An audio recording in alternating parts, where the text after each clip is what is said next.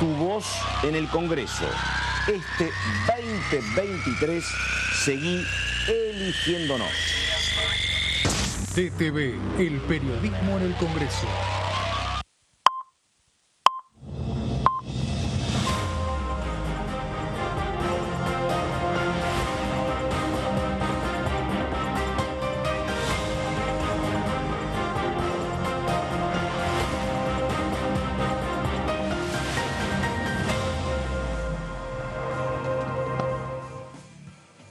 ¿Cómo les va? Muy buenos días. Exactamente las 10 de la mañana estamos comenzando la primera mañana, que la verdad es para prestarle atención, básicamente por los testimonios. Estaba repasando lo que tenemos. Un testimonio es el de Germana Figueroa Casas, diputada del PRO de la provincia de Santa Fe. También está la diputada Florencia Cariñano, diputada de Unión por la Patria. Está por ahí el testimonio también del cordobés Agos Carreño, del bonaerense Martín Tetaz, hablando todos de cuestiones centrales a partir de extraordinarias que tienen que ver con, por ejemplo, el regreso o no del impuesto a las ganancias, de lo que tiene que ver con la ley de alquileres, que se insiste en que va a ser derogada. Hay que ver cuál, hay que ver si aparece un decreto, hay que ver si se vota otra ley de alquileres, pero bueno, son cuestiones que, repito, vamos a estar analizando con los protagonistas a partir de este momento nomás. Y además, otra cuestión, tenemos el protocolo antipiquete anunciado por Patricia Bullrich en el día de ayer. Habrá que ver si eso se puede instrumentar per se, si algo tiene que pasar por el Congreso o no, en un marco, atención, donde muchos sectores empresarios y más cercanos a posiciones de Juntos por el Cambio e incluso de La Libertad Avanza están mirando el costado social de las medidas. Jorge Macri, por ejemplo, jefe de gobierno de Cava, dijo: hay que estar atentos al hambre en la clase media. Economistas como, por ejemplo, recordamos, Melconian y otros apuntan a que en los anuncios de Caputo falta política salarial. Y el propio Paolo Roca, uno de los empresarios más importantes, uno de los 2 o 3 más importantes del país, dijo que él está de acuerdo con las medidas, que van a requerir mucho sacrificio, pero que hace falta poner el ojo en la contención social. Bueno, 10 de la mañana con 4 minutos y estoy saludando primero a ella, Caro Ramos. ¿Cómo estás, Pato? Buen día para todos, buen viernes. Bueno, estamos, te diría, en la puerta de una semana clave en el Congreso por 2 motivos. Fundamentalmente, estamos aguardando el decreto de llamado a sesiones extraordinarias que se produciría a principios de la semana que viene. Sin eso no puede empezar a funcionar el Congreso, así que sería el primer paso para que todo empiece a marchar. Y por otra parte, esta famosa ley ómnibus, que ya no es ley ómnibus, ahora hablan de 3 combis, ¿viste, Pato? ¿Ah, sí? Mirá vos. Sí, pasó de ser de ómnibus a 3 combis. Ya hace unos días que se venía hablando, y es la versión que cobra más fuerza en las últimas horas, van a ser 3 paquetes de legislativos. En primer lugar, uno que tiene que ver con todo lo impositivo. Sí. Recordemos, Pato, que las cuestiones impositivas no pueden ser dictadas a través de DNU. Claro. Tiene que ser el por Congreso. Eso, ganancias, por Exactamente. ejemplo. En ese paquete impositivo ingresaría el tema de la marcha atrás con la reforma de ganancias, de la cual vamos a estar hablando con placas. El segundo paquete, Pato, sería lo que ellos denominan la reforma del Estado. Serían medidas para desregular la economía. En esto estuvo trabajando muy fuertemente Federico Sturzenegger.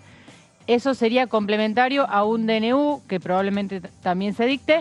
Y, Pato, el tercer paquete legislativo tendría que ver con las reformas institucionales y electorales. Eliminación de PASO, por ejemplo. Eliminación de las PASO sería una, y la otra sería implementación de la boleta única. Ese sería el trípode, te diría. No te entiendo, después me explicás mejor. No, te lo entiendo, pero sí, digo, que amplíes lo que es reforma del Estado. Sí. Entiendo las institucionales claramente, Sí, la PASO, entiendo las impositivas. Las otras en las que trabajó Sturzenegger, ¿se referirían, por ejemplo, a la reducción de ministerios o cuestiones más profundas? No, desburocratización. Apa. Esa es la palabra que ellos utilizan. Cerrar el registro automotor, por ejemplo. Sí, eliminar Podría trabas, digo, liberar, digamos, de algún modo sectores económicos, ¿no? Está. Ese sería el concepto. Desregulaciones, efectivamente. Desregulaciones. La letra chica, por supuesto, la vamos a conocer cuando ingrese este proyecto, pero esas serían las tres patas, ¿no?, de lo que va a ingresar al Congreso. Reiteramos, tiene que haber llamadas extraordinarias y después, Pato, se tienen que conformar las comisiones, ¿no?, donde se van a empezar a trabajar estos temas. Claramente lo impositivo va a ingresar por la Cámara de Diputados. Es probable, imagino, que lo institucional ingrese por el Senado, donde ya hay una medida de sanción de boleta única, recordad, de diputados que nunca se trató en el Senado. Y veremos qué pasa con la segunda pata, que es lo del tema de regulación, que es como lo más fuerte, ¿no?, Exactamente. que se viene. Estoy saludando al señor Mardones, que está desde muy temprano, está trabajando en una radio. Es un muy buen programa donde trabaja Mardones. Yo a veces lo escucho cuando vengo para acá. Así que, ¿cómo anda, Mardones? ¿Qué dice? ¿Cómo le va, Pato? ¿Cómo está, Caro? ¿Cómo les va? Los saludo. Gracias por la generosidad de la cita. ¿Cómo están? ¿Cómo están? Bueno, a ver, ya hizo una buena descripción recién, Caro. ¿Vos tenés idea? Porque ayer me decía José Di Mauro que él cree que este paquete de extraordinarias recién sería para enero, que no habría nada para diciembre. ¿Tenés algo por el estilo o no, Mardones, vos? Sí, porque es que lo que pasa es que se han hecho otros cálculos, porque finalmente el oficialismo, el nuevo oficialismo, ha puesto a prueba algo que era muy importante y que en el Senado demostrar si tenía quórum o no. Era un tema central. Totalmente. Central. Para algunos puede ser una mayoría circunstancial, más o menos circunstancial. Creo que puede ser más circunstancial de lo que nos imaginamos, pero también es cierto que los gestos, las predisposiciones van a depender del contenido, de que finalmente se conozca qué es lo que dicen estos proyectos. Sí. Como bien decía Caro, ahora están utilizando la línea de combis, ¿no? Claro. Combis, qué bárbaro la metáfora del transporte, ¿no? Porque tanto combis como trenes también hablan de tren y ya no hablan de ómnibus. Vamos a ver cómo van a ser los trenes. Perdóname, Claudio, te hago una primera consulta, ¿no?, que vos seguro me la vas a resolver. Vos empezaste hablando del Senado. Hay como dos interpretaciones. Una, que es el resultado, parecería indicar eso, que fue una gran victoria de Victoria Villarroel porque logró aglutinar a toda la oposición y convirtió lo que era un bloque muy importante, el de Unión por la Patria de 32, en un bloque minoritario. La capacidad de ella para reunir a todos, cosa que normalmente no pasa. ¿Eso es un gran trabajo de ellos o también hay algo que tiene que ver con un acuerdo de Villarroel, de Infran, de Mayans y de Petkov-Naidenov para que Paultroni no termine siendo el vicepresidente? ¿O es un mix de ambas cosas? Creo que se combinan las dos cosas, ¿no? Por una parte, que finalmente, antes de que se conociera cuál era el nivel de acuerdos que podía tener la Libertad Avanza, había algo muy claro y tenía que ver con el pronunciamiento que había hecho el bloque de José Mayans de recordar de que tenían la primera minoría y de que la iban a hacer valer.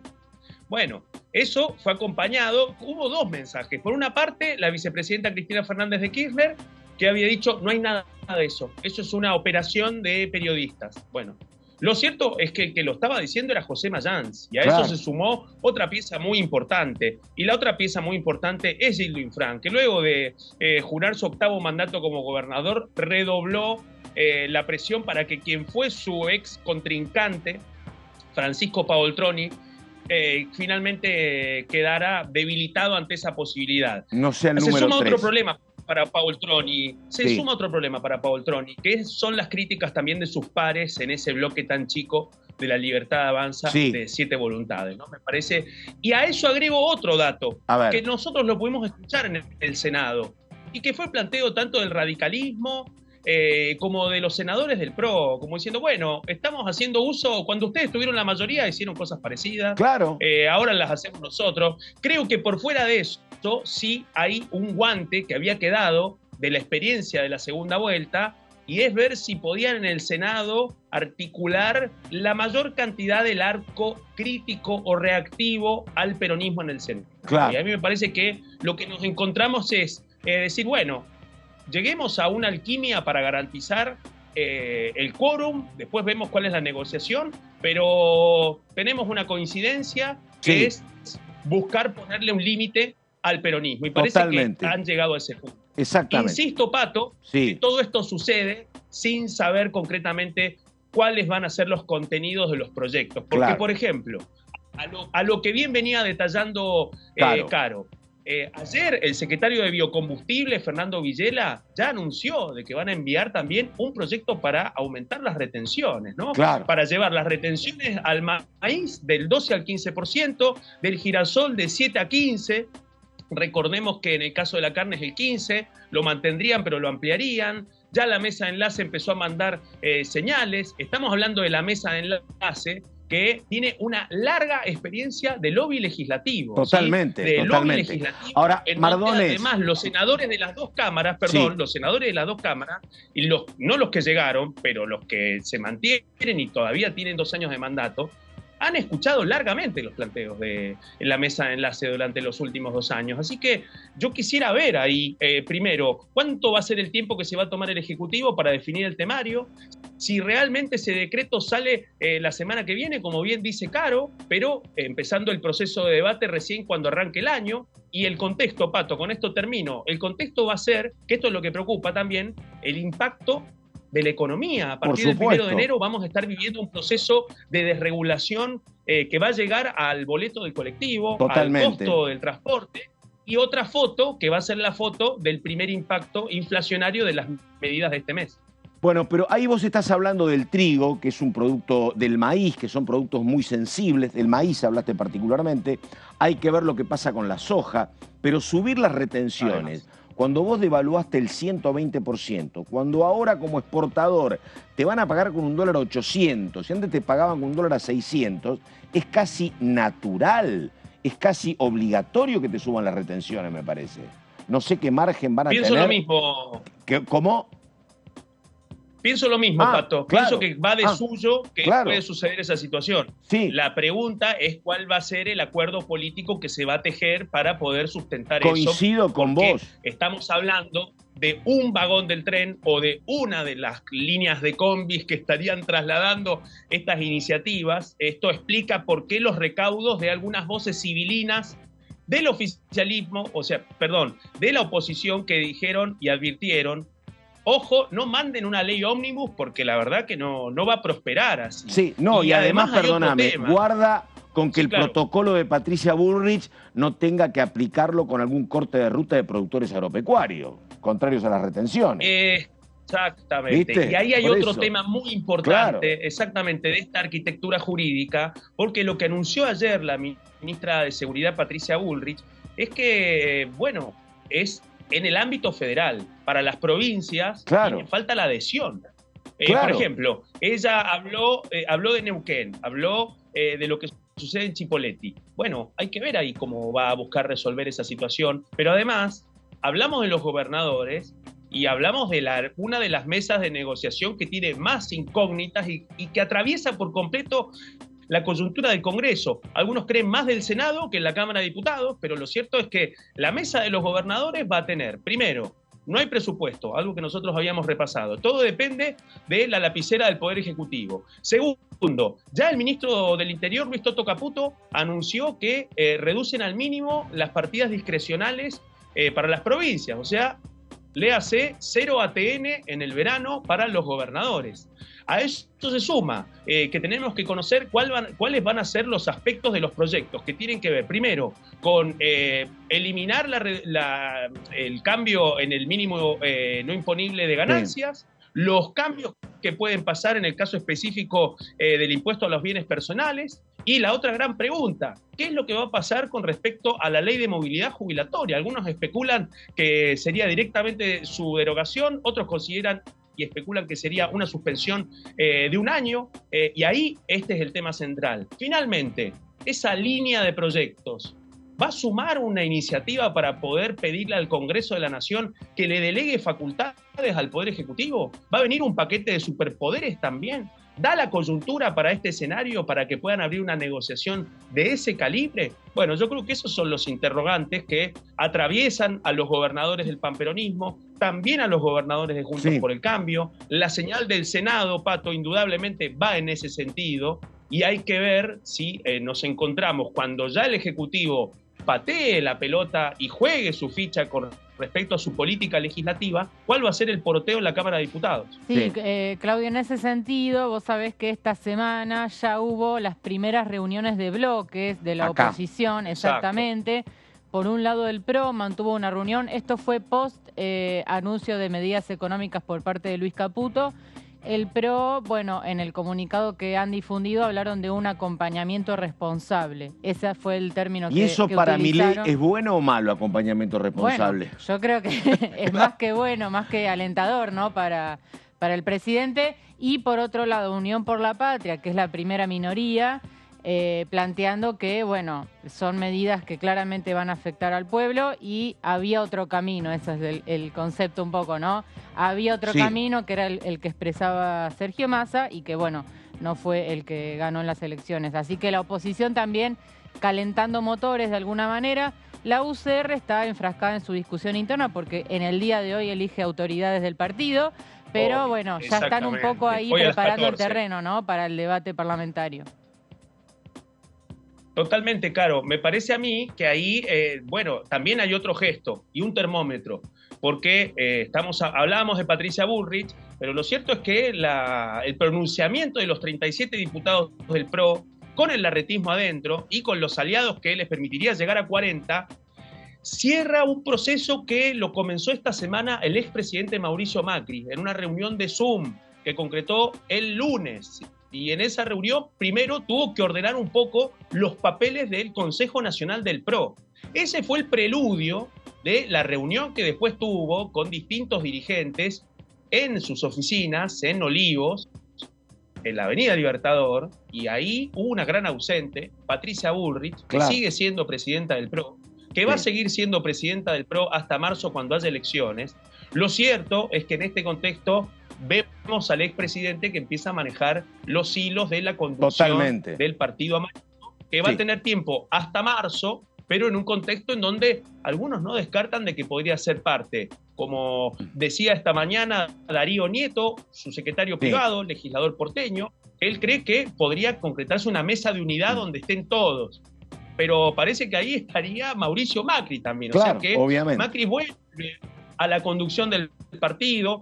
Recordemos que el flamante gobernador de Entre Ríos, Rogelio Frigerio, dijo que Patricia Bullrich debería renunciar a la presidencia del PRO si aceptaba la propuesta de ser ministra de Seguridad. Esto confirma además que el acuerdo inicial de cogobierno o de coexistencia dentro de la administración del Estado Federal que originalmente había planteado Mauricio Macri, no solamente entró en una crisis por la decisión de Patricia Bullrich, sino porque el escenario es totalmente distinto, porque en el mapa de poder de Mauricio Macri, Cristian Ritondo, presidente del PRO, era la figura que, desde su punto de vista, era la persona para conducir la Cámara de Diputados. Así que, lo digo como contexto, porque eso es el preludio de este posicionamiento. Coincido. Y ahí corren los tiempos con respecto al impacto del ajuste. Deberíamos preguntarnos cuál va a ser el clima legislativo en enero y febrero, porque si hay extraordinarias y empieza el trabajo legislativo que nosotros estimamos que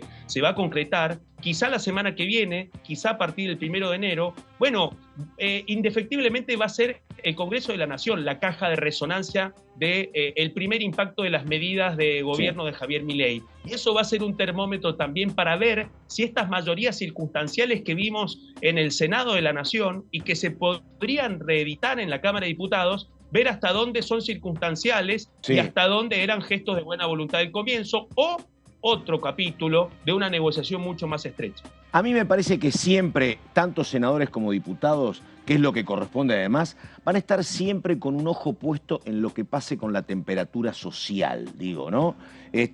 Me parece, porque digo, a mí me llama la atención, la verdad, que gente como Melconian, gente como el propio Jorge Macri habla del hambre de la clase media, Paolo Roca dice, vamos a escuchar y vamos a atender el control social porque la cuestión es grave.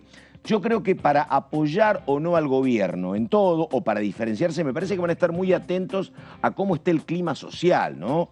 Que por ahora me parece que no es un clima social negativo, me parece. Sí, es bueno, difícil hay una movilización palparlo. anunciada para el día 20 también, Claro, ¿no? pero es del polo obrero, por sí. eso. Por bueno, eso digo, pero no, ya es sé, una primera señal, ¿no? Coincido, y además voy a lo de Patricia Bullrich, que me parece como un protocolo abstracto. Si hay una respuesta y una presencia masiva de la gente en la calle, sí. hablo de 30, 40, 50 mil personas, no hay protocolo que valga, me parece. Y si la presencia es acotada, puede ser lo que pase ella. Pero si el reclamo social es mucho y se desborda, todo es complicado. El respaldo acá me parece y evitar concentraciones en la calle. Me parece, pero es paso a paso, estoy viéndolo, ¿no? Me parece. No, bueno, está el antecedente cuando el gobierno macrista modificó la fórmula jubilatoria, claro. Y bueno, la movilización que ellos hablan de estas 14 toneladas de piedra, bueno, trajo un costo político, claro, ¿no? Para el oficialismo de ese entonces. Se tiene que ir Mardones, me dicen, ¿no? Ahí está, mira, está serio. No, por favor, Mardones. Con todo gusto. Los dale. Escucho con mucha atención. Sí. Creo, Pato, ahí que hay una pregunta que sobrevoló ayer la conferencia de prensa de la flamante ministra Bullrich. Sí. Exactamente, que contestó muy poquitas preguntas. Convocaron a todos los medios, pero contestaron muy poquitas preguntas. Y la consulta era, ¿esto es preventivo? Claro. ¿Por qué tanto preparativo si todavía no se han terminado de cristalizar los ni anuncios. Siquiera pronunciamientos? Exactamente. Este nivel de prevención, ¿a qué responde? Esa es una de las primeras preguntas, ¿no? En segundo lugar, ¿qué va a pasar con los gobernadores? Porque parece que el foco de la atención, diría sí, claro, un cordobés, es muy ambacentrista, pero también queda muy claro que el termómetro también se va a definir en las provincias. Sí, claro. Y ahí es donde viene también la otra gran pregunta. ¿Cómo va a ser la situación social en las provincias en enero y febrero? Bueno, totalmente. Ahí me parece que quisiera ver realmente cuál va a ser esa arquitectura, cuáles van a ser los acuerdos que va a buscar Bullrich para avanzar con este protocolo. Creo que en el caso de esta apuesta preventiva que está haciendo Bullrich, lamentablemente transforma a la fecha del 20 de diciembre en otro termómetro, claro. Indudablemente. Esto también nos habla de una estrategia de una ministra de Seguridad que ya tiene un camino recorrido en este sentido, que no llega a comunicar como una improvisada en esta situación y que en este contexto la fecha elegida es porque indudablemente no es ninguna novedad que cada 20 de diciembre es una fecha muy importante en términos de la memoria colectiva y también no solamente para los movimientos sociales, sino para buena parte de nuestra sociedad. Así que en ese contexto hay que ver qué es lo que pasa, porque claro, Pato, vos lo decías, hay un tema que en donde este gobierno se ampara para poder sostener esto y además también lo hizo Javier Milei en las escalinatas del Congreso de la Nación, de espaldas a la Asamblea Legislativa, pero hablándole a la población y especialmente a sus seguidores, bueno, insistí en la legitimidad del resultado obtenido en la segunda vuelta y con eso hay que ver. Bueno, eso también es parte del termómetro, indefectiblemente. Pero me parece que el otro gira en torno a esta dinámica inesperada que hay una generación que no ha vivido y es con la escalada de precios. Y es con una dinámica que quizás quienes tenemos algunos años encima ya hemos vivido partes de esta situación, pero indudablemente hay una generación que esto lo está viviendo por primera vez. Claudio Mardones, caballero, abrazo grande, está liberado y hablamos en cualquier momento. Chau, chau. Un gusto como siempre, les mando un abrazo. Ahí estamos. Chau, Claudio. Bueno, estamos nosotros con Caro Ramos y ahora justamente una profesional de la contabilidad, Germana García Casas, Germana Figueroa Casas, que es diputada del PRO, Rosarina, provincia de Santa Fe, habla justamente del regreso posible, factible, del impuesto a las ganancias. A ver, Germana. Es muy bueno bajar impuestos y creo que la presión tributaria es terrible en la Argentina, pero el problema es que esa modificación específica beneficiaba a gente que ganaba mucho, porque el resto ya estaba por el decreto Massa y todo, y quedaban fuera, por ejemplo, yo lo decía siempre, los médicos, el que tenía un comercio, el que era dueño de un restaurante, todos los autónomos. Entonces, la verdad que a mí me parecía injusta, porque cuando uno hace un sacrificio fiscal, tiene que tratar de repartirlo entre todos. Entonces, si vos me decís a mí, el impuesto a las ganancias está desvirtuado y tuvo mucho que ver la cláusula Massa con eso. ¿Por qué? Porque el que ganaba hasta una cantidad, cuando caía con todo. El problema, yo lo traté de decir 1000 veces, creo que desde que estoy acá lo he dicho. No, nunca. El problema son las escalas. El problema son las escalas. Entonces, vos, ¿qué son las escalas? Cuando una vez que tenés sobre cuánto tenés que pagar, vos vas y te fijás. No es que hay un porcentaje directo, hay un porcentaje de acuerdo a qué escala te toca. Los que ganan menos, pagan menos, por eso es un buen impuesto, y los que ganan más, pagan más. ¿Qué pasó? Se achataron. La diferencia de pasar del 11 al 27 era muy chiquita, por la inflación, por todo lo que nos pasa en la Argentina.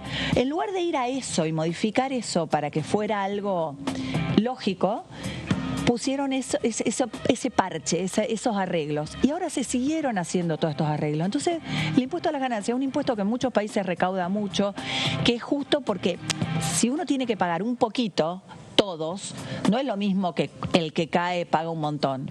Entonces, me parece que hay que hacer una modificación. Lo planteé siempre, no era este el camino. A algunos que no paguen nada y muchísimo que pagan un montón. Entonces, me parece que en un país complicado todos tenemos que poner y ayudar de alguna manera que sea más parejo para todos. Bueno, es como una foto, como una síntesis de lo que nos pasa, estimada Ramos, esto, ¿no? Porque estoy pensando en ley de alquileres, que prácticamente no funcionó, porque cuando se estrenó lo que era la ley Lipovetsky comenzó la pandemia, después empezaron los cuestionamientos, vino la modificación, y esto de ganancias que estamos en diciembre, se habrá votado en septiembre. Ahora vamos a repasarlo, hace muy poquito nada más que se votó. Paradójicamente, Pato, con el voto del entonces diputado y ahora presidente Milei. Exactamente. Esa es la mayor curiosidad, te diría.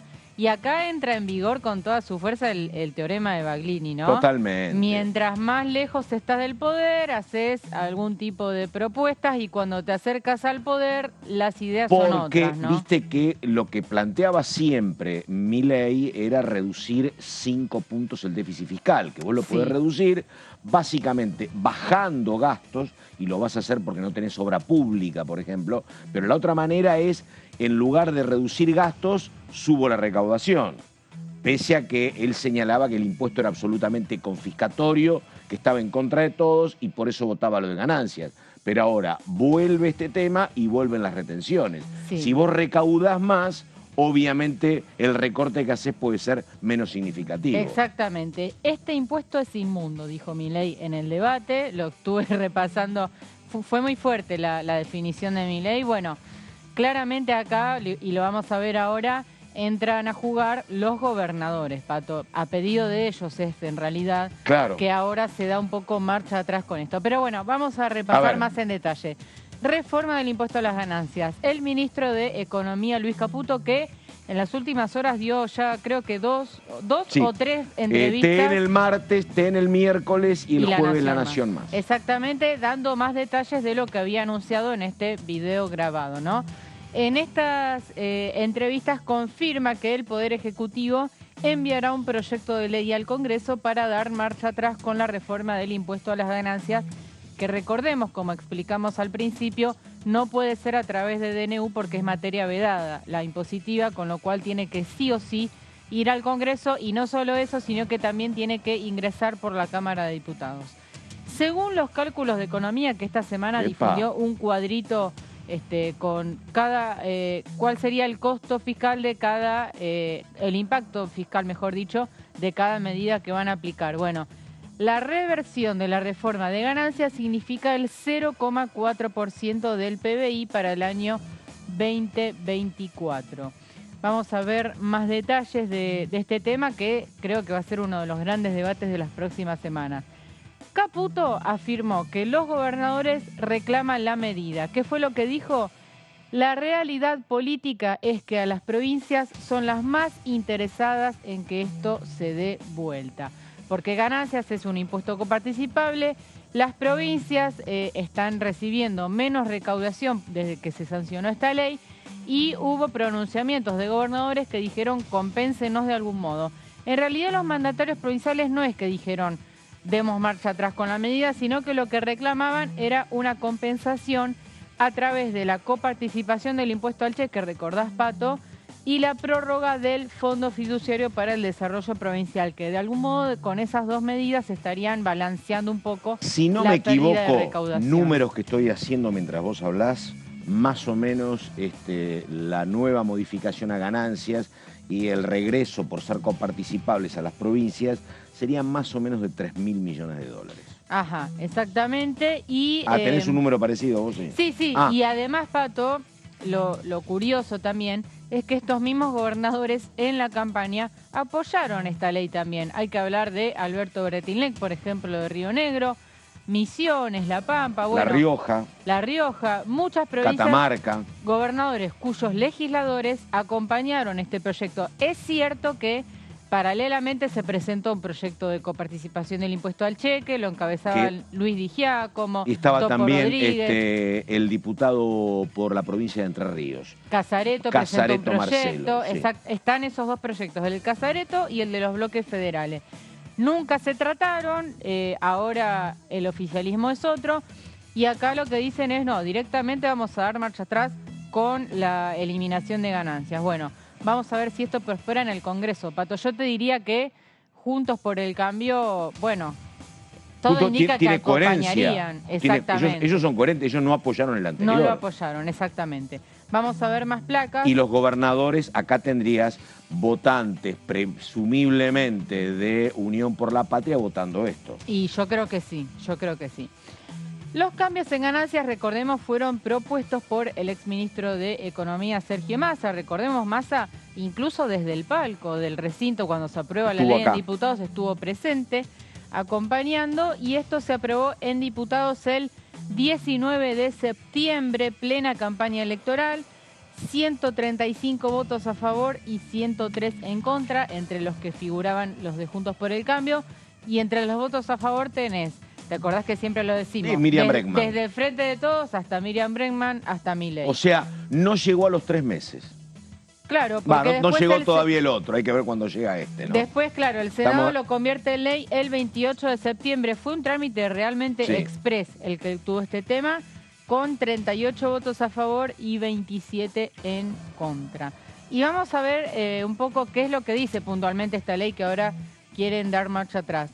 Se eliminó fundamentalmente lo que es la cuarta categoría del impuesto a las ganancias y se creó este régimen cedular por el cual solo pagan los contribuyentes de mayores ingresos, así se denomina ahora, a partir de los 15 salarios mínimos vitales y móviles, que es de alguna manera el nuevo piso, ¿no? El nuevo mínimo no imponible a partir del cual se paga. Esto, Caro, este además, impuesto. le pega en la línea de flotación a 4 o 5 gremios con salarios Lo vamos a muy ver importantes. en una de las últimas placas, Claro. uno de los casos, el de lo bancario. Claro. Vamos a ver más detalles respecto de cuántas personas, porque en ese momento el gobierno de Alberto Fernández hablaba de 800.000 personas que dejaban de pagar ganancias y que solo 90.000 iban a empezar a pagar el impuesto. Y esta norma tuvo, por supuesto, mucho apoyo sindical de la CGT y de las dos CTA. Recordemos, al día siguiente de la sanción en el Senado hubo una movilización muy importante al Congreso a favor, ¿no?, de esta ley, con la CGT a la cabeza, y Sergio Massa en ese momento habló, se montó un escenario y Sergio Massa habló, plena campaña electoral. Me acuerdo. ¿Recordás? Ese viernes. Que salió entre una multitud ahí, me acuerdo. Exactamente. Cerca del Banco Nacional, cerca del Ministerio de Economía, en la puerta del Ministerio de Economía. Esa fue una, pero después, post sanción de la ley, acá en el Congreso se montó un escenario, una movilización, y Massa celebrando esta ley que era una bandera de él, ¿no? De histórica bandera de Sergio Massa. Y ahora sí, una última placa, Pato, lo adelantabas vos, porque hubo un pronunciamiento muy fuerte de la bancaria. La bancaria es el sindicato de empleados bancarios encabezado por Sergio Palazzo, que es diputado de Unión por la Patria. Este comunicado llevó un título que no necesita más explicaciones. Salvaje, se denominó el comunicado que difundieron. Y acá te comparto el extracto donde habla de ganancias. Dice, dentro del paquete de las primeras medidas, entre los ajustes catalogados por ellos como inevitables, pero que impactan únicamente sobre el bolsillo de los trabajadores, se encuentra la reversión de la reforma de ganancias. Como si volver a pagar el impuesto a las ganancias fuera una magistral solución para bajar el déficit y la clase trabajadora fuera la culpable.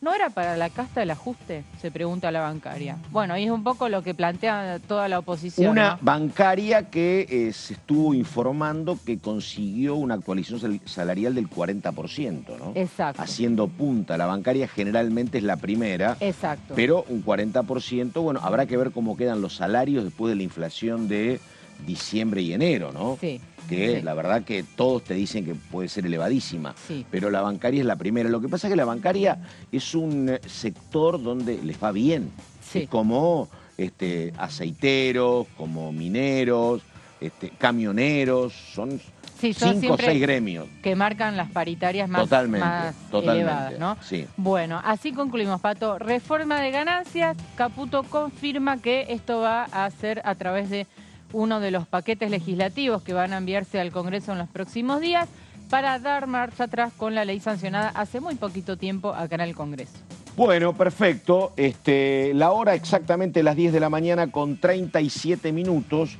Habrá que ver, ¿no? Me parece que hay un cambio rotundo en Milei presidente y el Milei candidato. Hablaba Caro del tema Baglini, sí. Que se da en un montón de cuestiones, ¿no? Desde que, por ejemplo, el tema Lelix, que parecía como la gran cuestión y parecía que era el tema que obligaba a la convocatoria de Caputo, hoy es un tema que no está en la agenda.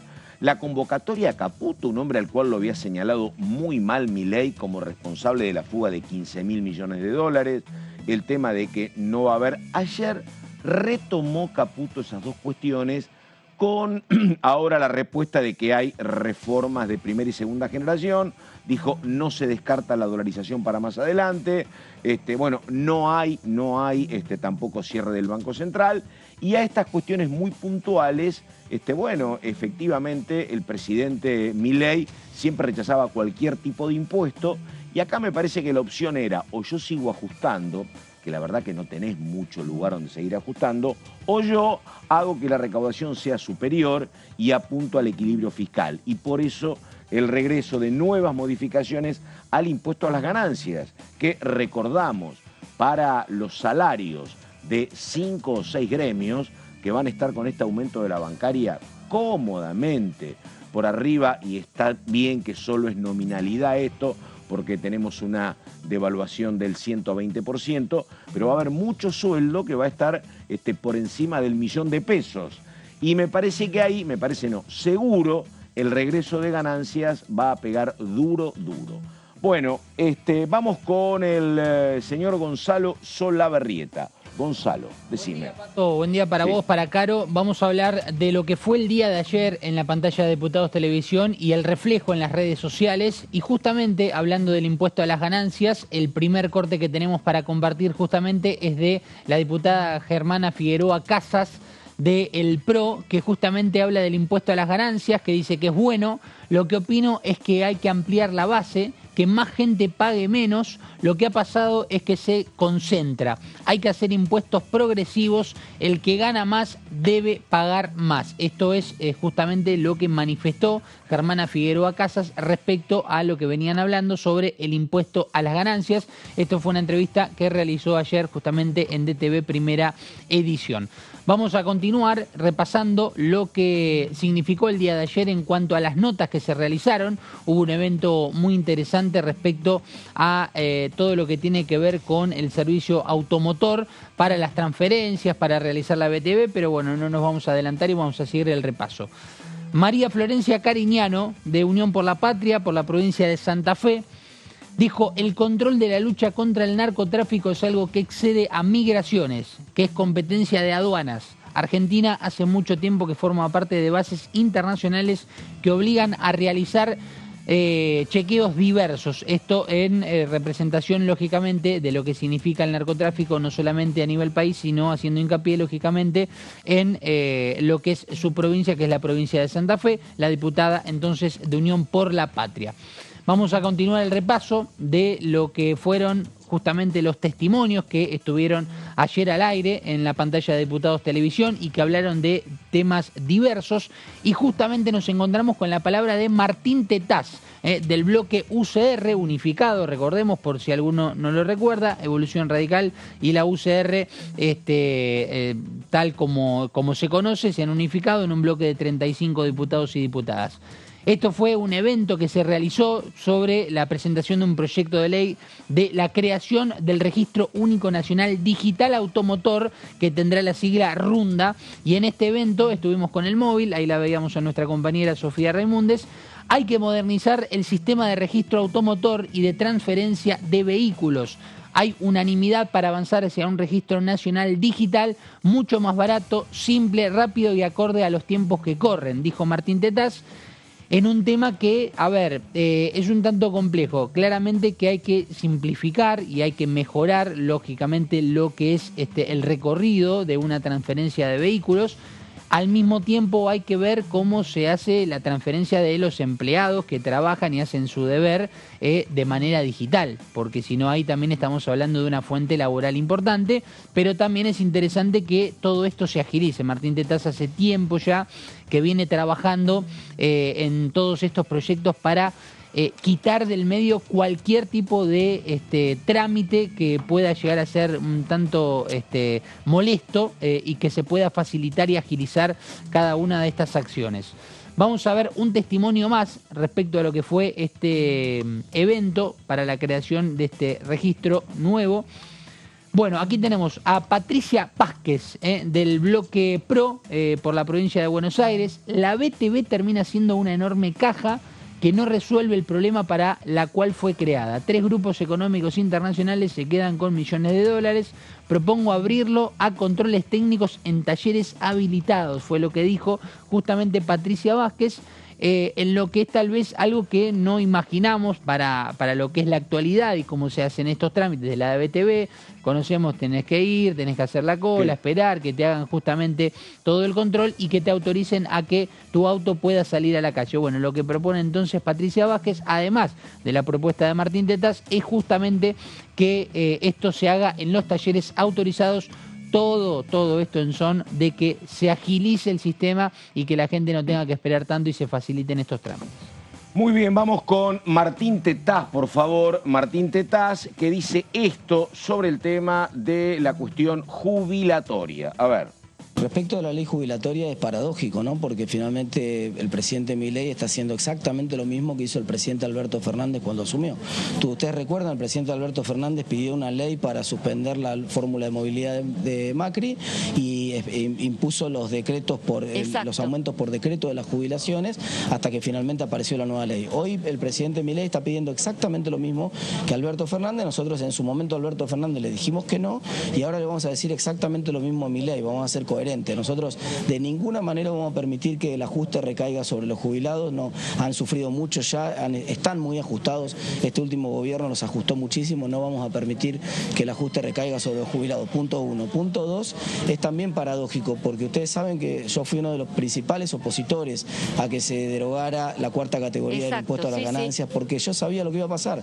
Lo que yo dije, lo que voy a tratar de hacer es insertar cuando me toque hablar en el Congreso por este tema, insertar lo que dije en su momento, porque era obvio lo que iba a pasar. Si estaban eliminando el mejor impuesto que había en Argentina, eso iba a limitar la posibilidad de bajar otros impuestos que eran necesarios bajar porque eran distorsivos para la producción o de bajar el déficit, y ahora se encuentra el gobierno ante la necesidad de tener que volver a subirlo. Entonces espero que el presidente Milei le pida a la sociedad ese cambio, que nos pida a nosotros el cambio. Si el presidente lo pide a la reversión y reconoce que se equivocó en el planteo de la derogación de ese artículo, nosotros vamos a reconsiderarlo.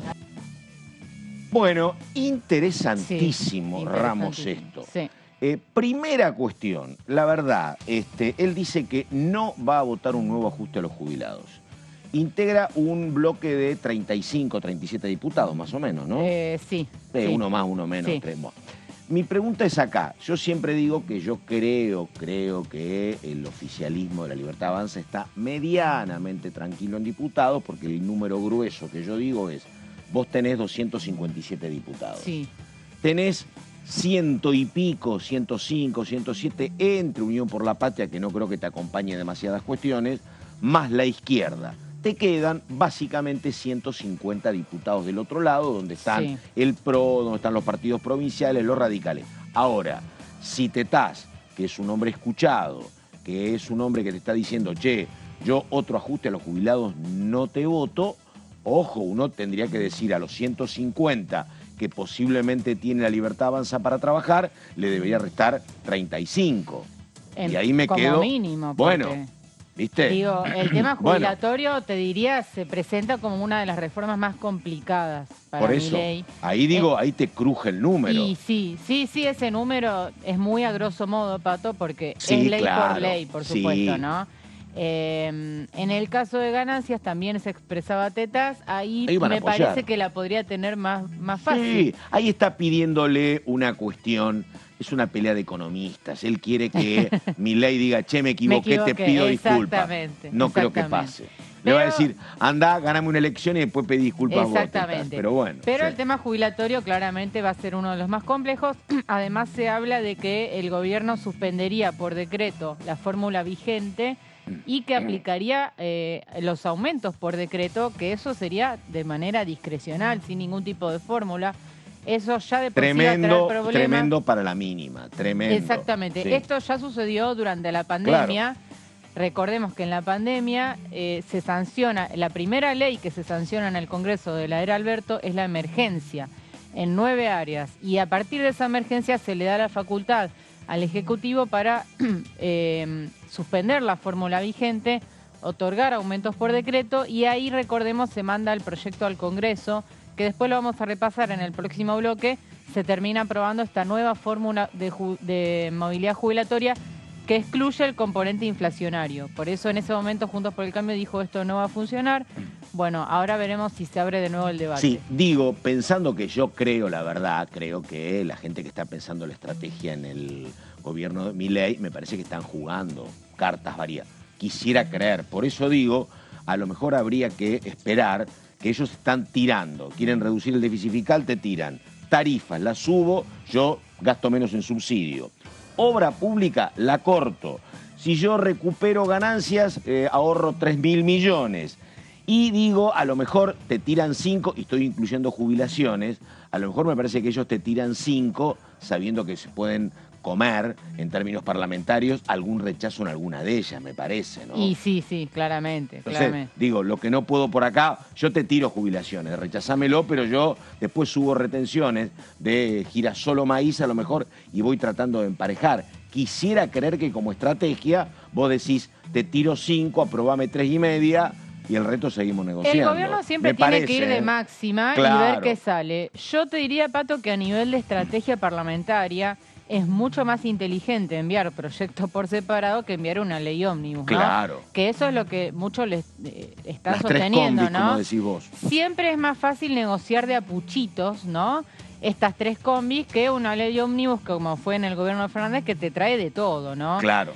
Separar los tantos, por ahí dividir en las cámaras, ¿no? Como decíamos, lo impositivo por diputados, quizás lo otro por el Senado, digo, fragmentar un poco la negociación como para facilitar un poco las cosas. Ahí un rol clave va a ser el de Guillermo Francos, que va a ser un poco el nexo entre el Ejecutivo y el Legislativo, y claramente Oscar Sago, el jefe del bloque libertario, también tendrá que hacer lo suyo, ¿no? Ahora, una pregunta que yo no tengo la respuesta, la verdad. A lo mejor sabe Martín Menem algo, pero ayer hablábamos con José Di Mauro. Ya no va a haber extraordinarias en diciembre.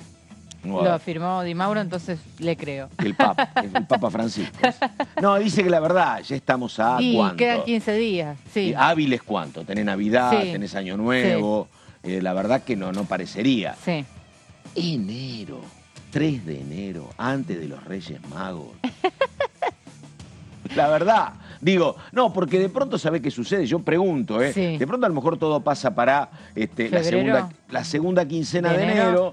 Digo, porque me parece, si el gobierno a lo mejor trata de manejarse con algún decreto, porque a lo mejor el gobierno está mirando otra cuestión, que cuál es, che, diciembre va a venir mal, enero va a venir mal, a lo mejor en febrero nos acompaña algún sacerdote católico, algún rabino, y la inflación empieza a bajar un poquito y a lo mejor el escenario es mejor. Me parece, a lo mejor, digo, estoy preguntando si no están esperando ese escenario.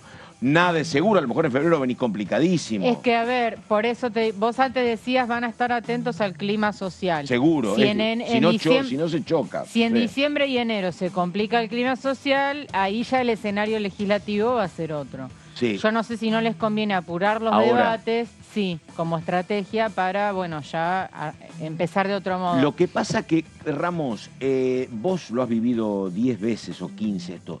El tema de avanzar con todos estos proyectos tan impositivo, por ejemplo, digo, tenés que nombrar en presupuesto y Hacienda, ¿viste? Son esas comisiones muy sensibles, donde además no es que tiene 20 cuadros el oficialismo para decir pa.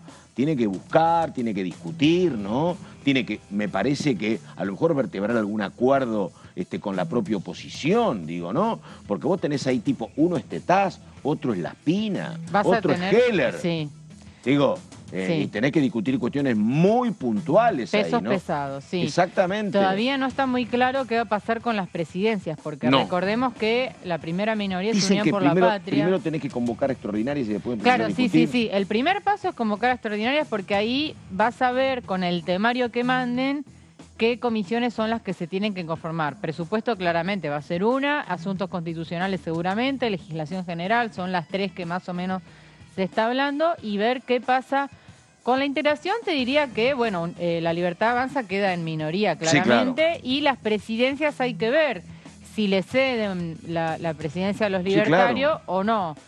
Y perdóname, alguien con experiencia me decía, mira, lo que sucedió en el Senado no se puede repetir en diputados. ¿Qué pasó en el Senado? Se juntaron todos, los del PRO, los cordobeses, senadores provinciales, y dijeron, mira, somos uno, habrá que ver por cuánto tiempo, y los 32 del peronismo quedan como segunda minoría.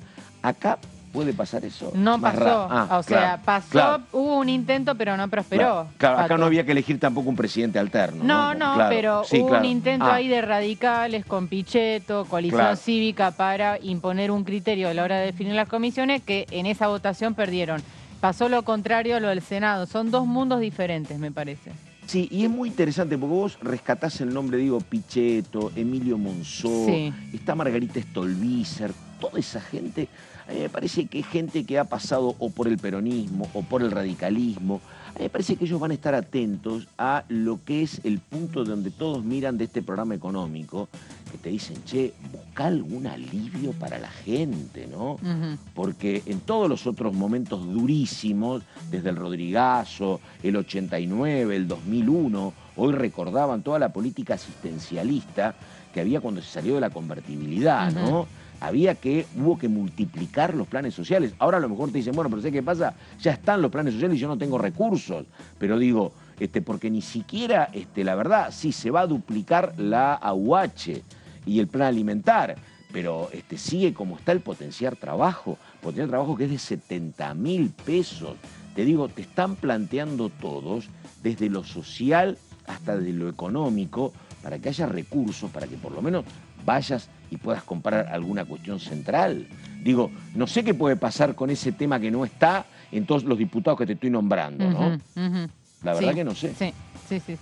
Ahí estamos, ella es Carolina Ramos, ella pasó Mardones, también Gonzalo Solabarrieta. Nosotros vamos a la pausa y ya seguimos. Esto es La Primera Mañana, dale.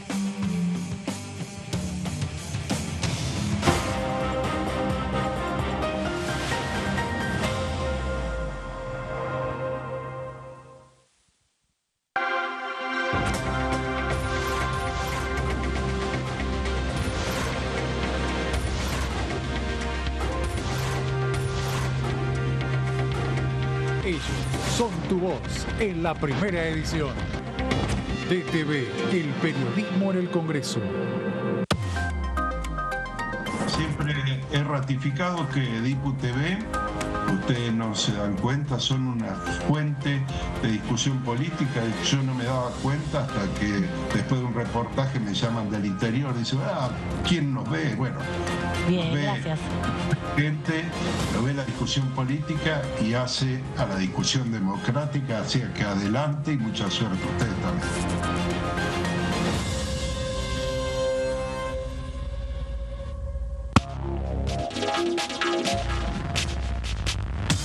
DTV es información, es diálogo y es análisis. DTV es pluralidad de voces, es libertad de expresión.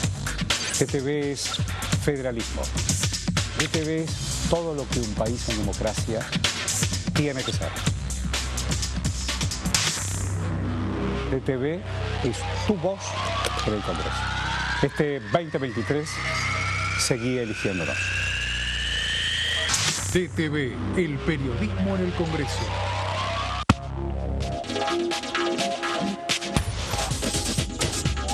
Punto Género, lunes, 23 horas.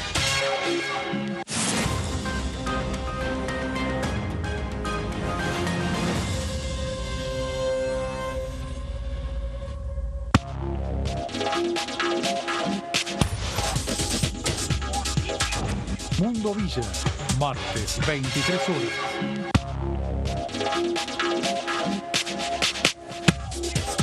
DTV es información, diálogo, análisis. DTV es federalismo, pluralidad de voces, libertad de expresión.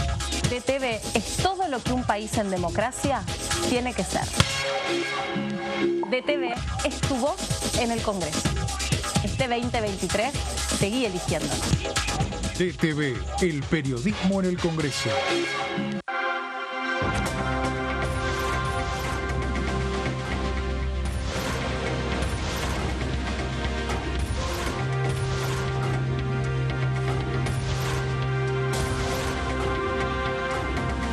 Ellos son tu voz en la segunda edición. DTV, el periodismo en el Congreso. ¿Cómo están? Bienvenidos, bienvenidas. Otra emisión de Todo Cultura. Mis fotos básicamente es intimidad. Lo que me gusta mostrar es lo que la gente no puede ver. Que es lo que siempre la gente se nota mucho. Y sobre todo las muestras, porque por ejemplo ves una foto y se pegan a mirar, no sé, qué dice la pared. Claro. O te preguntan qué hace ese changuito ahí, no sé, en esa foto. Si querés ver los detalles. Claro. A ver si le descubrís alguna cosa. Tengo algunas fotos de recitales, pero no me gustan mucho las fotos de recitales. Hay fotos realmente muy atractivas y muy, el público también se encuentran con momentos tristes, ¿no? Sí. Con momentos que también se pueden relacionar con distintas situaciones. Hay una foto ahí que, por ejemplo, aparece una grieta, es decir, sí. hay momentos que tienen que ver con la ecología, esa grieta responde a la ecología, pero bueno. Tiene múltiples también significancias. Puede tener múltiples significados, acepciones. Todo Cultura, miércoles 23 horas.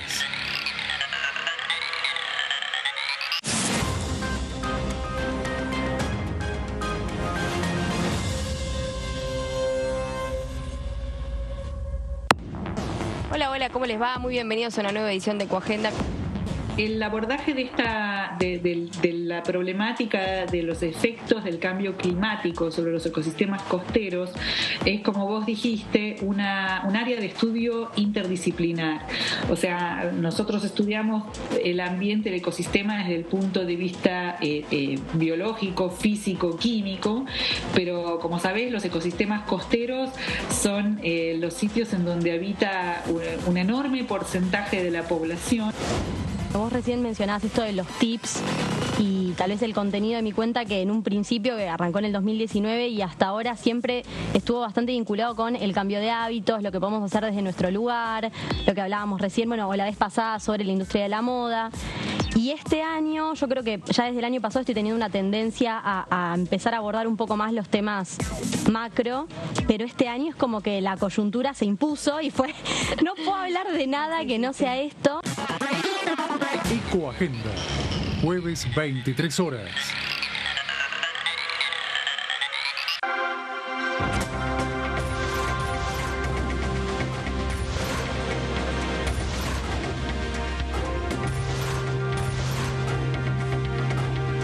Ellos son tu voz en la segunda edición. DTV, el periodismo en el Congreso. Hola, hola, hola, ¿cómo va? Aquí estamos. Yo me crié en Neuquén, hice mi colegio primario y secundario y me vine a estudiar a Buenos Aires a los 18 años. Y yo creo que esa infancia y esa juventud o adolescencia es fundamental en nosotros para toda la vida, ¿no? Conservo mis agendas del año 77, 78, 79 y hay muchos amigos y compañeros de esa época que no están. Ese es el compromiso que uno asume generacionalmente para que nunca más. DTV Entrevistas, viernes 23 horas.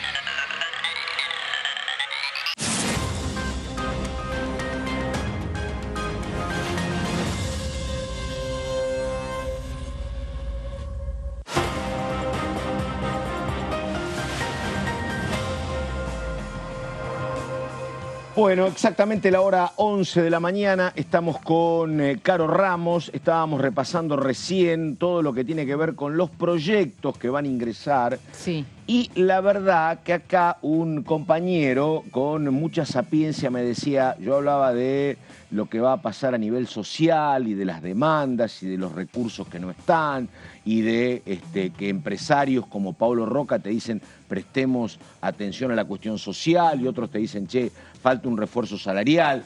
La verdad que es cierto, recién en febrero o marzo vamos a estar ingresando los primeros dólares de la cosecha 2024, que va a ser una cosecha notoriamente superior a la que padecimos en este año por la sequía y que el equipo anterior económico apuntaba como el principal responsable del desequilibrio que estamos atravesando ahora. Pero es cierto, plata contante y sonante llega recién en febrero, así que bueno, de Alzogaray que hay que pasar el invierno a ahora que hay que pasar el verano. Sí, Pato, que todavía no empezó. Dale. En este momento está hablando el vocero presidencial, Manuel Adorni, que retrasó su conferencia habitual. Que es a las 8 siempre. La venía realizando a las 8, esta vez la pospuso para después de lo que es la reunión de gabinete. Claro. Hay que decir que toda la semana hubo reunión de gabinete, sí, ¿no?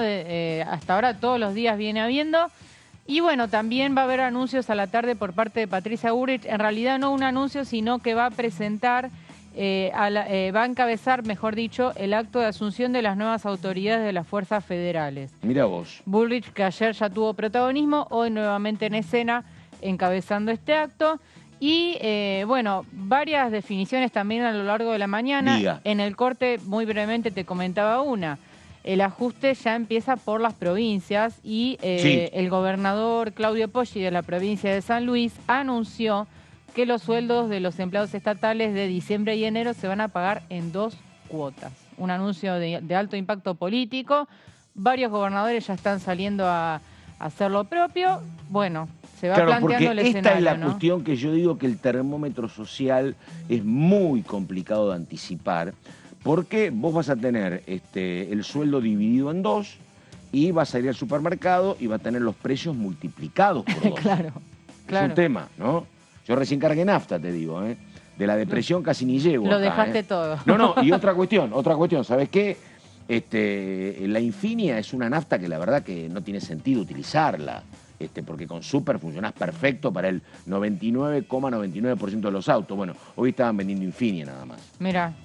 Efectivamente. Por eso te digo, y eso es un tema muy complicado el tema, ¿no? Hoy decía Jorge Macri, mira, nosotros tuvimos una experiencia en el tema de pandemia porque los sectores medios están menos entrenados para ir a algún centro comunitario a buscar alimentos, así que tenemos que ir a veces casa por casa, dice, porque vos fijate, te están aumentando los precios y si se te congela la movilidad jubilatoria, sí, por ejemplo, porque esto es una cadena, hay empleados públicos que sostienen a familiares, los colegios, los más económicos privados están duplicando la cuota. Por eso digo, es muy difícil determinar, che, va a haber paciencia, no va a haber tanta paciencia, la gente reacciona tranquila, la gente se enoja. A lo mejor además es raro que haya una reacción. Cada uno se va manejando como puede. Así que por lo menos por ahora, es San Luis. San Luis, ahora voy a fijarme si hay más gobernadores que vayan en el mismo sentido, pero bueno, ya está marcando por supuesto un sendero duro, ¿no? En sintonía con lo que plantean a nivel nacional. Claro, exacto, donde no tenés a nadie contento, porque los que cobran bien los va a agarrar ganancias, estamos hablando de bancarios, por ejemplo, entonces, y los que tuvieron también poder gremial para negociar buenas paritarias, que no es el caso de muchos trabajadores públicos, por ejemplo. Bueno, 11 de la mañana con 5 minutos, el señor Gonzalo Solabarrieta. ¿Qué recordamos, Solabarrieta? Diga, efemérides. Bueno, recordamos, Pato, que un 15 de diciembre del año 2000 se promulgó, de hecho, la ley que en el año 2000 justamente lo que hacía era sancionar como feriado nacional el Día de los Veteranos y Caídos en las Islas Malvinas. Esto recordemos que fue una legislación que se hizo en el año 2000, que tuvo su sanción el 15 de noviembre y luego, un mes después, en diciembre, justamente un 15 de diciembre, se promulgó de hecho, es decir, que empezó a ser aplicada en el país como feriado nacional cada 2 de abril. ¿Qué había pasado antes? Bueno, había una ley que se había sancionado en el año 1983, era justamente la 22.769, el 28 de marzo justamente. Lo que se había hecho era sacar una ley, pero que tenía otro nombre, otra mención, y era justamente Día de las Islas Malvinas, Georgias del Sur y Sandwich del Sur, para que sea feriado nacional cada 2 de abril. ¿Qué pasó después? Un año después salió el decreto 901 en el año 1984, que lo que decía era: trasládese al 10 de junio, día de la afirmación de los derechos argentinos sobre las Malvinas, islas y sector antártico. Se trasladaba ese feriado nacional establecido para el 2 de abril por la ley de facto mencionada, la 22.769. Una vez que fueron pasando las presidencias, hubo distintas modificaciones, ¿no? Con Menem, con De la Rúa, justamente en el año 2000, Rafael Pascual era el presidente en ese momento de la Cámara de Diputados. Se sancionó finalmente, en realidad se promulgó de hecho esta ley el 15 de diciembre del 2000.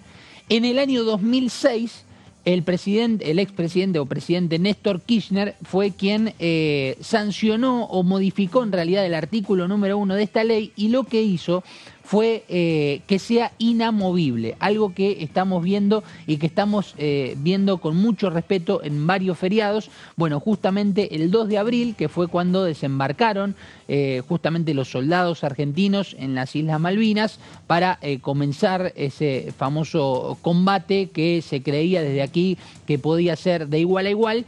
Y por eso lo que se hizo fue que a partir del 2006 se modifique esta ley y sea inamovible el 2 de abril como feriado nacional, es decir, que no tenía un fin turístico y por eso no se desarrollaba como un fin de semana largo. Por eso hoy recordamos justamente que un 15 de diciembre se promulgaba, de hecho, en el año 2000, esta ley que lo que hacía era sancionar como feriado nacional el 2 de abril, que recuerda justamente cuando desembarcaron los soldados argentinos en las Islas Malvinas. Bueno, perfecto, caballero. La hora 11 de la mañana con 9 minutos. Vamos con la diputada Florencia Cariñano, por favor. A ver, la diputada de Unión por la Patria de Santa Fe, exfuncionaria de aduanas, que dice lo siguiente. A ver. Mira, el control de la lucha contra el narcotráfico es algo que excede a migraciones, que es competencia de aduanas, en todo caso. Nosotros migramos personas y en esto sí, bueno, hay narcotraficantes, dirás. Claro. Pero Argentina hace mucho tiempo que forma parte de bases internacionales donde cada vez que una persona ingresa o egresa del país, al apoyar el documento o el pasaporte, se chequea con bases que son propias, pero sobre todo en la lucha contra el narcotráfico, contra el terrorismo y contra el lavado de dinero y contra un montón de delitos transnacionales. Argentina ha firmado pactos internacionales que la obligan a chequear determinadas bases. Entonces, hay un mito bastante grande en Argentina, que bueno, me imagino que debe suceder en otros países, como que bueno, la gente pasa. La verdad que no pasa, que cuando vos lo pueden haber visto en Ezeiza o en cualquier frontera, uno apoya el pasaporte, y cuando apoya el pasaporte, ese pasaporte se dispara a un montón de bases terroristas, etcétera, etcétera. Claro, y ahí ahí al inspector le salta alguna alerta de algo. Y enseguida nosotros estamos en comunicación con la AFI, con inteligencia criminal y sobre todo con las fuerzas de seguridad. Las 4 fuerzas de seguridad federales son fuerzas auxiliares migratorias.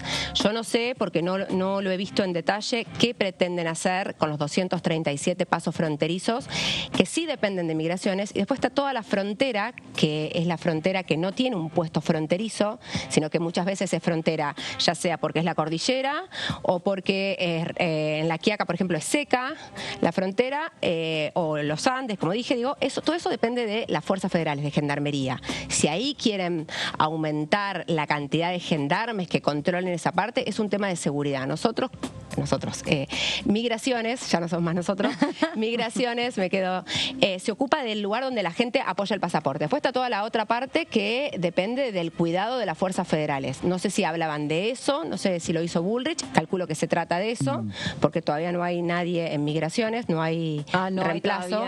No, así que entiendo que debe haber venido por parte del Ministerio de Seguridad, que a lo mejor quiere poner más fuerzas federales al cuidado de la frontera, donde no se registran personas, donde la gente pasa ilegalmente. Es un cruce ilegal eso, no es un cruce legal, no se puede entrar ilegalmente al país. Entonces la fuerza federal lo que tienen que hacer es aprender a la persona y ponerla a disposición de migraciones para que enseguida se la expulse.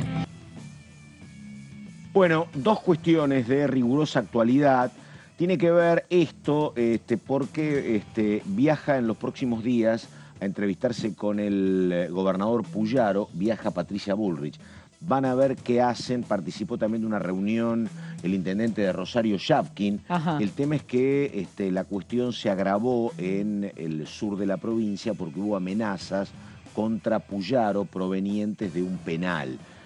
Puyaro recordó que ya él había sido amenazado cuando era el ministro de Gobierno de Lifchit en la provincia, y que eso no lo iba a hacer modificar ninguna de sus políticas en contra de la lucha contra el narcotráfico. En ese marco, digamos que viaja Patricia Bullrich a Rosario.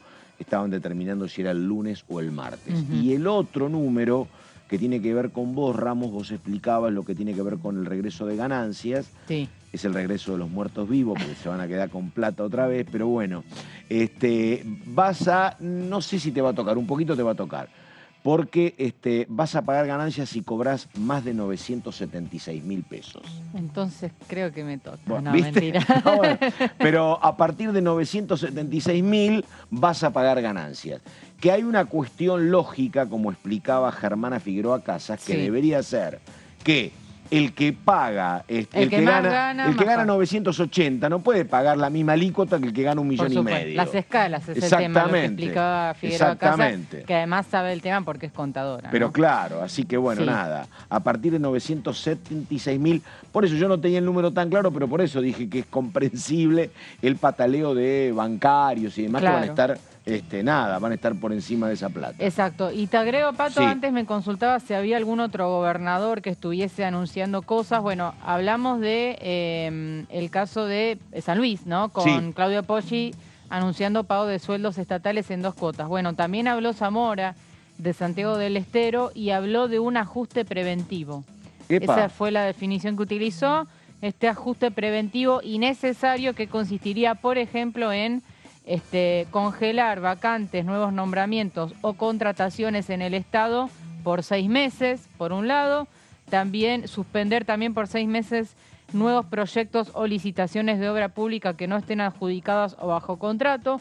Son algunas de las medidas que anunció Zamora. También uno ve un efecto cascada, ¿no?, en los gobernadores. Es que, por supuesto, la verdad que lo que ha pasado en Santiago del Estero es lo siguiente en los últimos años. A partir de la construcción de un estadio clave para el fútbol como es el Madre de Ciudades, y la construcción de un autódromo para carreras de autos y de un otro autódromo para carreras de motos, que se me está escapando el nombre, no sé cómo será, pero bueno, para motorbikes, la verdad que ha logrado instalar Santiago del Estero una serie de eventos deportivos y turísticos, más el tema de las fuentes termales, de prácticamente un evento por mes tienen. Entonces toda la provincia, particularmente la capital, tienen vida y tienen ingreso.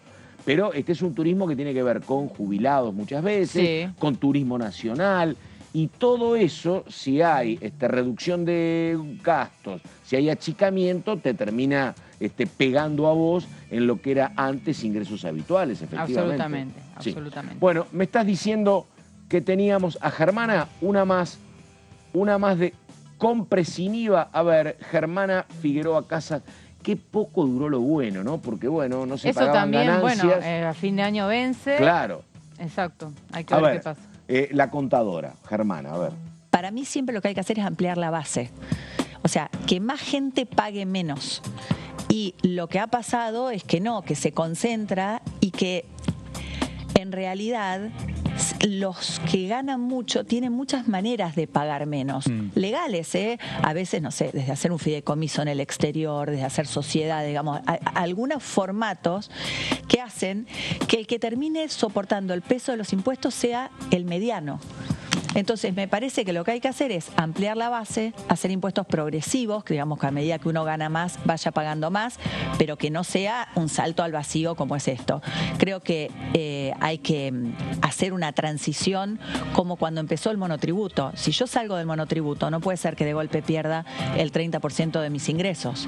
O sea, un médico está en el monotributo, pasa. Entonces, yo no sé, para mí el impuesto a las ganancias no hay que sacarlo. Lo que tiene, si querés ponerle a los ingresos para que nadie diga que el salario no es ganancia, pongámosle el nombre, digamos, es semántica, pero que sea algo que paguen muchos poco, como en el mundo. En el mundo se paga poco los que no ganan tanto, pero pagan en los sueldos en muchos lugares ganancias, pero no es infernal. Todas las medidas son impopulares, porque si yo quiero bajar el déficit fiscal es o aumento impuestos o bajo gasto, no hay otra cosa que se haya inventado. Entonces, ahora que se toma esta decisión de ir en serio por eso, te encontrás con esto.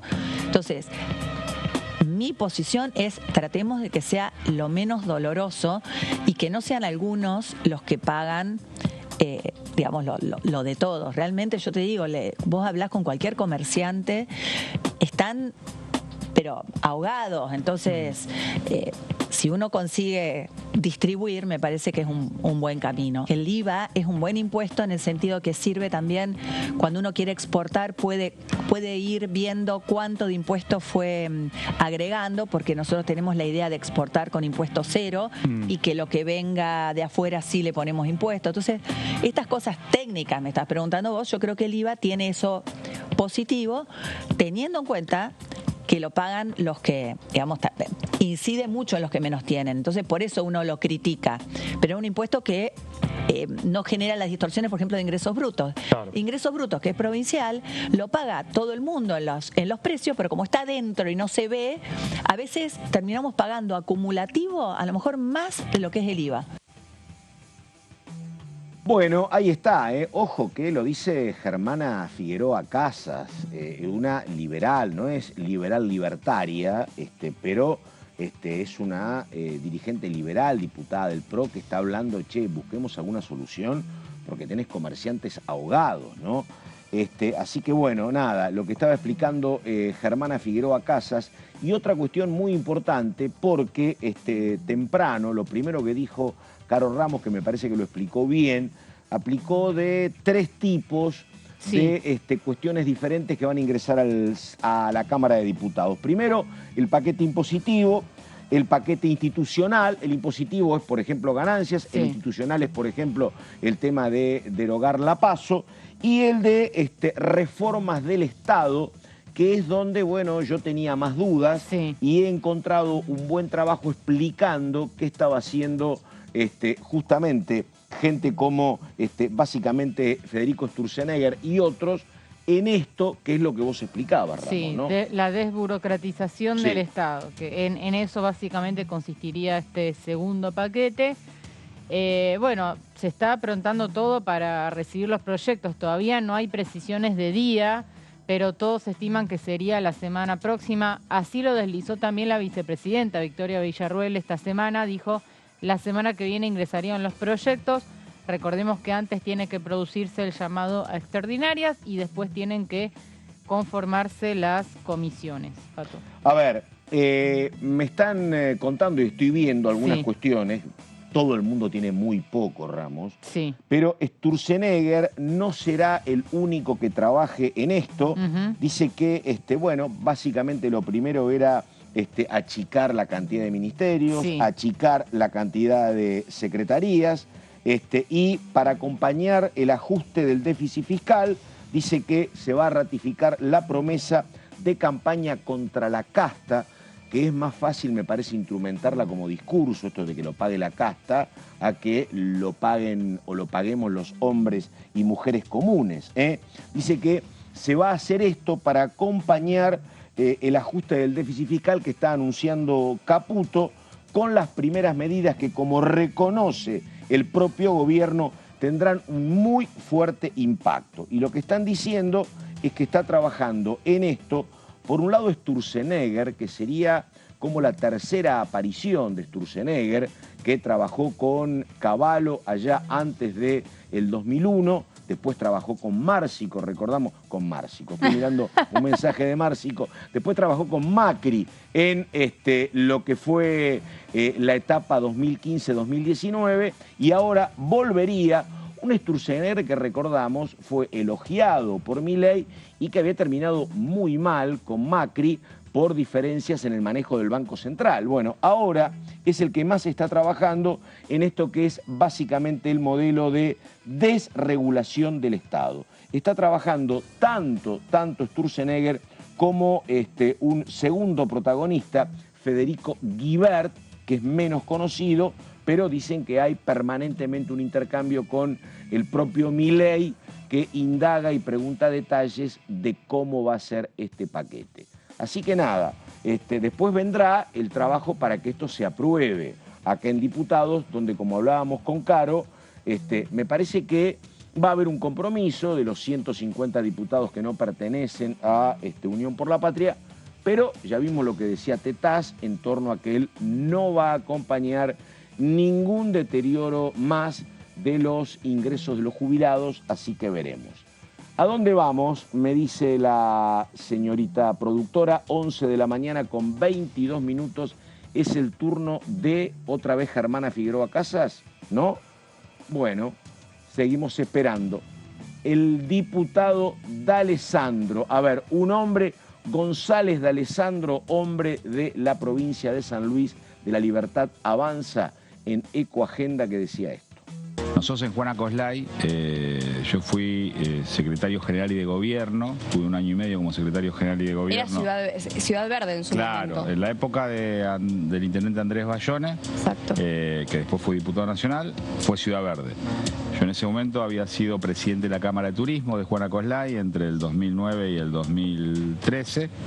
Y cuando culmina mi mandato como presidente de la Cámara de Turismo, Bayone me ofrece ser secretario de Turismo del municipio para potenciar el desarrollo turístico en Juan Acoslay, que lo logramos. Insertamos la ciudad entre los 3 ciudades más importantes, venía Merlo, Potrero Funes, Juan Acoslay, y trabajábamos mucho el concepto de Ciudad Verde. ¿Qué significa Ciudad Verde? Y Ciudad Verde, Juan Acoslay tenía la mayor cantidad de árboles por habitante, teníamos la mayor cantidad de espacio verde por habitante, pero totalmente de cuidado y prolijo. Nosotros con el intendente actual, mientras mi gestión como secretario general de gobierno, quise ir un paso más. Van a encontrar un video de hace muchísimos años en la página de la Fundación Sodetec, que es sodetec.org. Vayan buscando sodetec.org para ver también cuál es el trabajo. YouTube o en YouTube Sodetec, que era pasar del concepto de ciudad verde a ciudad azul.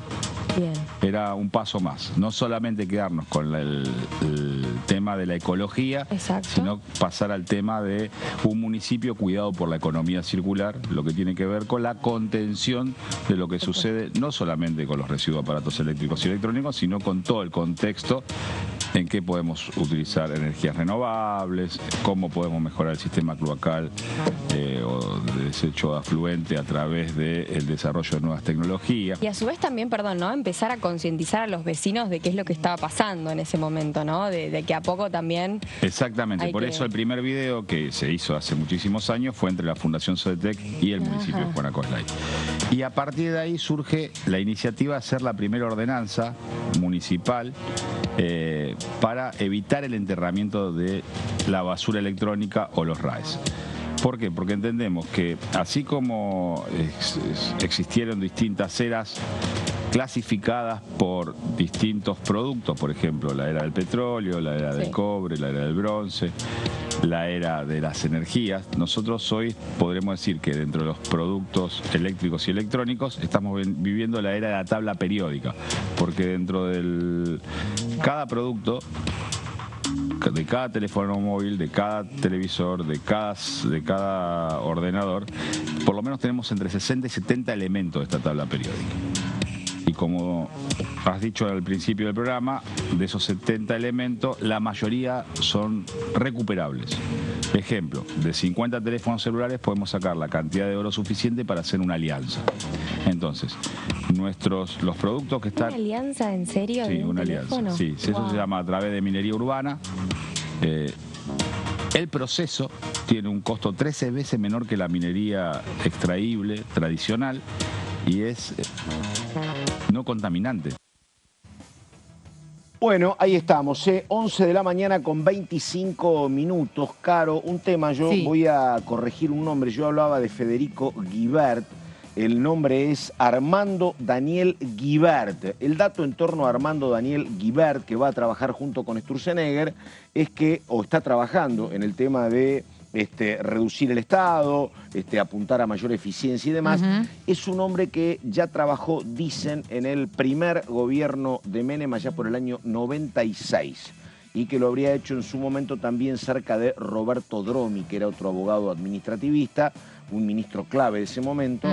Bueno, yo lo tenía con otro nombre, pero nada, quien está trabajando, de acuerdo a lo que están señalando algunos colegas hoy, en el tema que vos planteás como reforma del Estado, junto con Sturzenegger, es Armando Daniel Guibert.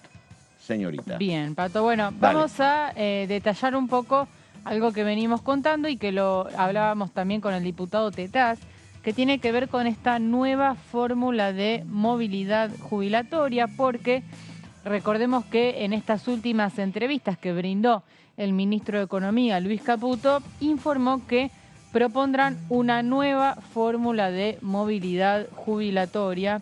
Y acá te traje dos textuales que son bastante contundentes. Dijo, la fórmula jubilatoria actual no funciona. Y dijo, con la fórmula actual los jubilados cobrarían entre un 25 y un 40% menos que la inflación. En esto fue muy enfático Caputo. El gobierno parece decidido a avanzar en este sentido. Yo no recuerdo a Milei hablando de este tema en la campaña, se me pudo haber escapado. No, yo tampoco. Pero me parece que es como una novedad, ¿no? Que aparece ahora este tema. Pero es que ¿sabés qué pasa? ¿Por qué es este tema? Sí. Porque yo ayer hablaba con Daniel Marx. Daniel Marx fue secretario de Hacienda, trabajó con Cavallo. Y el tema es que me parece que discursivamente podía hablar mucho de la casta en campaña Milei, pero está claro que vos no arreglás el déficit fiscal reduciendo 9 ministerios, 60 secretarías. Por supuesto. Ni tenés que meter mano. Después metés manos en la obra pública. Tampoco te alcanza. Después querés subir impuestos, te alcanza. La madre de todas, iba a decir batallas, pero la madre de todas las cuestiones es el sistema jubilatorio. El 70% del presupuesto, lo que hablamos... Siempre. Sí. Entonces, digo, evitarlo, evitar el tema, lo podés evitar un tiempito en campaña. Claro. Pero ahora sí, acá meto mano. ¿Y cómo meto mano? Exacto, bueno, nada. Exacto. Sí. Bueno, vamos a la segunda placa para contar un poco más sobre el tema. Esta fórmula, la que está vigente, fue convertida en ley por el Senado, recordemos, el 10 de diciembre del año 2020, en plena pandemia. Esto sucedió después de que el gobierno de Alberto Fernández suspendiera la fórmula aprobada en 2017 durante la gestión de Mauricio Macri y otorgara aumentos por decreto. Repasemos, la fórmula aprobada en 2017 por impulso de Macri, en ese momento lo apoyaron gobernadores peronistas y fue esta famosa sesión de las 14 toneladas de piedra. Se aprobó esa... Donde había tanto debate con Monzón en el recinto, ¿te acordás? Totalmente. Estuvo a punto durísimo. de suspenderse, sí. Se suspendió una vez, después hubo un acuerdo, volvieron a hacerla, se aprueba. Cuando llega Alberto Fernández al poder, lo que hace es suspender esa fórmula. Durante la pandemia empieza a dar aumentos por decreto y después de eso mandan un proyecto al Congreso que, recordemos, en ese momento se conformó una bicameral que la encabezaba el diputado Casareto. Me acuerdo. Una bicameral que trabajó muchísimo, muchísimas reuniones con especialistas, funcionarios, y llegan a esta nueva fórmula que es la que está vigente al día de hoy y que el gobierno de Milei quiere suspender y generar una nueva. El problema, lo que le dicen es, está bien que a lo mejor estás perdiendo un 20, un 30%. Sí. Pero en todo caso, no suspendas, porque así tenés cada 3 meses una actualización automática. Totalmente. En todo caso, fíjate cómo mejorás eso o dame un bono. Pero si vos eliminás la actualización automática, es muy difícil que estemos mejor. Es un paso de alto riesgo que la verdad seguramente va a traer un fuerte debate y conflicto, también te diría. Vamos a ver la tercera y última placa sobre el tema, en qué consiste la fórmula actual, y es lo que acabas de decir, ¿no? Se otorgan aumentos trimestrales, es decir, 4 veces al año, con un índice que está basado en suba de recaudación del ANSES por un lado y los ajustes salariales por el otro, esto es en porcentajes iguales, o sea, 50% recaudación de ANSES y 50 ajustes salariales. En cambio, la fórmula de la gestión de Macri, que es la que ya no funciona, combinaba el índice de inflación en un 70% y el RIPTE, que es uno de los que mide el tema evolución salarial, en un 30%.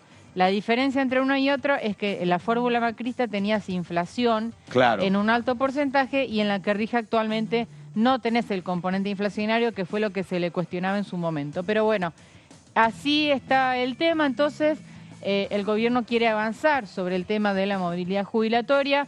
Seguramente el tema pase por el Congreso y veremos cómo avanza, ¿no? Bueno, ahí estamos, la cuestión de Caro Ramos, planteando esto que ya lo acaba de decir Martín Tetaz, justamente un Tetaz que decía esto del tema jubilatorio, yo así no lo voy a acompañar, y que además sobre el tema del registro automotor, el registro automotor, digamos que, si yo no me equivoco, se creó o se privatizó allá por los años 90, donde vos tenés que justamente inscribir la moto o el auto que te comprás. El tema es que, decían en aquel momento, para brindarle mayor eficiencia, se privatizaban los registros automotores, entonces eran grandes fuentes de ingresos para sectores muy privilegiados a los cuales se les otorgaba un registro. Así que nada, bueno, eso siempre fue muy traumático, fue siempre muy engorroso, pero estamos hablando de los 90, pasaron 30 años, los registros siguen cobrando muy bien, el trámite por ahí se agilizó un poquito, pero los ingresos los tienen garantidos. Sobre ese tema, esto dice ahora, por favor, Martín Tetaz. Hay una conclusión casi unánime de que hay que modernizar el sistema de registros automotores, en general de transferencia de vehículos, y que eso hay que hacerlo por 2 razones. La primera, por una razón de simplificación de trámite, de devolverle el tiempo a la gente, y la segunda, por costos. Y también una de las cosas que se planteó, que queda muy claro en el planteo de muchos de los sectores que hoy vinieron, es que buena parte de esos costos son impositivos y que también hay que reducir esos costos. Pero la unanimidad es en avanzar hacia la creación de un registro nacional digital, de un registro digital que permita que las 2 partes que participan, por ejemplo, de la compraventa de un vehículo, puedan cargar sus datos directamente en una plataforma digital, carga el vendedor, carga la documentación correspondiente, los libres deuda, los certificados policiales, etcétera, etcétera, en la plataforma valida y habilita la carga del comprador, el comprador carga sus datos y automáticamente en una operación de unos pocos minutos y de manera prácticamente, ahí había una discusión sobre si se cobraba un arancel o era gratuita. En el proyecto mío es gratuita, en el de otros colegas tiene algún costo, pero esencialmente mucho más barato que el sistema actual, mucho más simple, mucho más rápido y más acorde a los tiempos actuales. Sí, en el proyecto nuestro la característica distintiva es que nosotros creamos un registro nacional digital que es totalmente gratuito y simplificado, pero no rompemos nada, o sea que cada uno, si hay otros registros que hacen otras tareas o que pueden pueden complementar el funcionamiento del Registro Digital Nacional, o que se pueden reconvertir, o que pueden o creen que tienen la capacidad de prestar un servicio que sea útil para la sociedad, bienvenido sea, sobre todo si la sociedad está dispuesta a valorar ese servicio y a pagar por esos servicios. Así que no entramos en esa discusión, no nos enroscamos en la discusión de si cómo le dieron el registro, si no se lo dieron, no queremos darle registro a nadie, simplemente creamos una novedad, una opción tecnológica que ya tecnológicamente es posible hoy. Inclusive en las redes sociales hay algunos que han ofrecido, que han planteado que la propia aplicación Mi Argentina podría ser la plataforma indicada para realizar esta transparencia. Bueno, ahí estamos, el testimonio de Martín Tetaz. Sí. Tenemos en un ratito un testimonio también sobre la cuestión del cordobés Agos Carreño. Un apellido, alguna vez le voy a preguntar, es un apellido muy riojano, Agos Carreño. Pero había muchos riojanos estudiando en Córdoba, mucho diputado y dirigente de origen riojano con ese apellido. Sí, Agos Carreño, que es uno de los diputados que abandona el bloque PRO, claro, para pasarse al bloque encabezado por Pichetto, que es Cambio Federal, con la particularidad de que Agos Carreño es el presidente del PRO en Córdoba, ¿no? Así que simplemente una pastillita para aportar sobre el diputado. Viste, no sé si no hay, viste, dijiste Pichetto, viste, y tiene que ver, no sé si es un origen menemista. Es la verdad, me parece que sí. Bien. En La Rioja, Agos Carreño eran dirigentes todos riojanos. Bueno, una buena pregunta para hacerle. Dale. Pato, antes de ir con el testimonio del diputado, si me permitís, o cuando volvemos mejor dale. Perfecto. Dale. Bueno, te comenté más temprano que había una conferencia, la de todas las mañanas, del vocero presidencial Manuel Adorni. Bueno, ya se conocieron anuncios tendientes siempre a esto de reducir el déficit fiscal. Por ejemplo, reducción a la mitad de la planta de choferes de funcionarios. Ese es uno de los anuncios. Los vehículos de la flota oficial van a pasar a la Fuerza de Seguridad o se venderán también. Y también se van a vender 2 de los aviones de YPF. Ese es otro de los anuncios. Y están hablando de más o menos 3.000 millones de dólares en recortes a la casta, que es lo que un poco todos esperábamos que se avanzara en ese sentido. Me parece que ahí están metiendo el precio del avión y me parece que puede estar metiendo alguna otra cosa. Porque la verdad no creo que los salarios de los choferes lleguen a 3.000 millones de dólares, me parece, ¿no? Si no, no llegan de ninguna manera. Bueno, hay que ver el detalle, ¿no? De cómo llegan a ese número. Es el anuncio de Adorni y van a seguir. Es que me parece que, claro, era el reclamo, ¿no? Era el reclamo de que vos decías que lo iba a pagar la casta, qué sé yo, después la otra discusión es si el chofer es la casta, ¿no? Pero bueno, claro. Obvio, por supuesto. Exactamente. Pero, digo, el tema es la verdad, cuando vos vas a los números concretos, si vos no podés encontrar alguna salida, que es muy difícil por el costo social, si vos no encontrás alguna cuestión para el tema jubilatorio, ahí está, la verdad, el tema principalísimo. Lo otro son cuestiones simbólicas, reducción de secretarías, de ministerios, menos aviones, menos servicios de autos y choferes, que, te digo, sirve como un dato más bien simbólico que concreto. Un gesto, ¿no? Exactamente. Más de los privilegios, te diría. Totalmente, efectivamente. Bueno, no se ha hablado de salario. Lo que pasa que es cierto que el salario que tiene un miembro del Ejecutivo es un salario absolutamente normal, y lejos de los salarios de otros países latinoamericanos. Lo mismo que acá. Hasta aquí no se ha mencionado. No se ha mencionado. Ni siquiera, ojo, pero algunos hablan de que hay provincias, vos mencionaste el caso de San Luis. Sí. En otras provincias, creo que Valle Arllora y algún otro más, van por rever regímenes jubilatorios del Poder Judicial de cada una de esas provincias. La discusión de siempre, ¿no? Exactamente. Bueno. Vamos con Agos Carreño. Dale vos. Estamos con el diputado Óscar Carreño de Cambio Federal por la provincia de Córdoba, porque también ha participado del debate sobre la modificación del sistema del registro automotor que propició el diputado Martín Tetaz, y también estuvieron presentes diputados y diputadas del bloque PRO. ¿Cuál es su postura al respecto y cuáles creen que son los principales puntos de encuentro y de diferencia entre los proyectos presentados? Bueno, fue una experiencia muy interesante. Yo tengo presentado 3 proyectos que tienen que ver con el registro automotor, los otros diputados, tanto Patricia Vázquez como Martín Testás, tenían otros proyectos, entonces fue muy interesante porque pudimos explicar a la sociedad, intercambiar ideas de los puntos fuertes de cada proyecto y qué teníamos que mejorar y cómo podríamos articular para tratar de que el Congreso empiece a dialogar este tema. Hubo una importante coincidencia, así como estamos no se puede seguir y necesitamos modernizar el registro automotor, hacerlo 100% digital, después habrá que ver cómo se conecta o cómo se hará la transición, pero sí o sí hay que ir a un registro digital, tiene que ser un registro más transparente y tiene que ser un registro más barato. Esas fueron las coincidencias. Después empezamos a analizar cuánto destruir del actual sistema o cuánto utilizar como experiencia un sistema consolidado en 60 años que en la Argentina es muy importante. Bueno, ahí empiezan las diferencias, pero creo que lo más valioso y lo más importante es que se empiece a dar en el Congreso de la Nación esta discusión seria, porque la verdad que uno puede por TikTok o en las redes sociales decir el registro automotor no me gusta y seguramente va a tener muchos me gustas, muchas discusiones porque es un tema que genera en la sociedad mucha urticaria, pero lo importante es que acá trabajemos en el Congreso para realmente poder modificarlo, realmente poderlo mejorar y realmente dejar lo valioso de lo viejo y lo nuevo, aprovecharlo para realmente que la gente tenga una experiencia más barata, pero sobre todo mucho más digital, más intuitiva y más sencilla.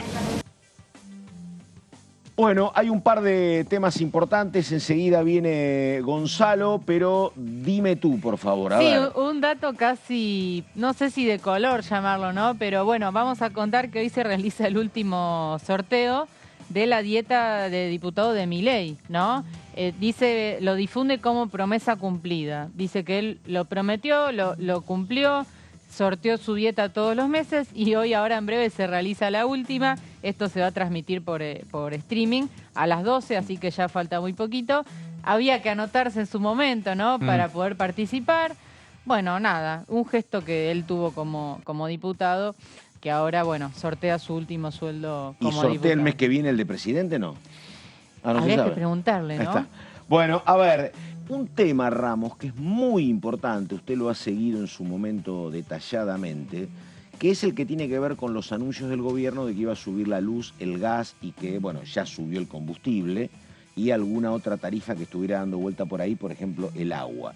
El tema es más, me parece que tratando de poner un poco de calma ante la preocupación severa porque se podía disparar el precio de las tarifas, en algún momento habló Caputo de que a lo mejor el aumento sería en 2 o 3 veces y mencionó un posible incremento del 30 a 35% de luz y gas. Sobre esto, digamos, y hay que estar atentos también a lo que va a pasar este verano, que por ley es obligatorio las audiencias públicas.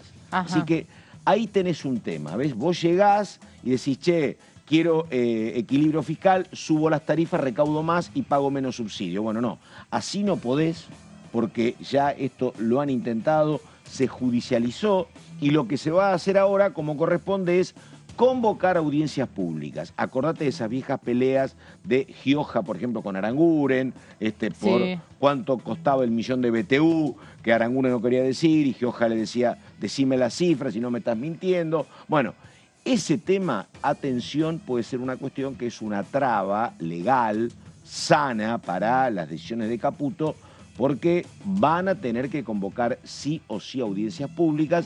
El riesgo que corren y que me dice a mí no quieren pagar el costo es que vos impongas un aumento tarifario y cualquier resolución judicial te anule eso y encima te sancione.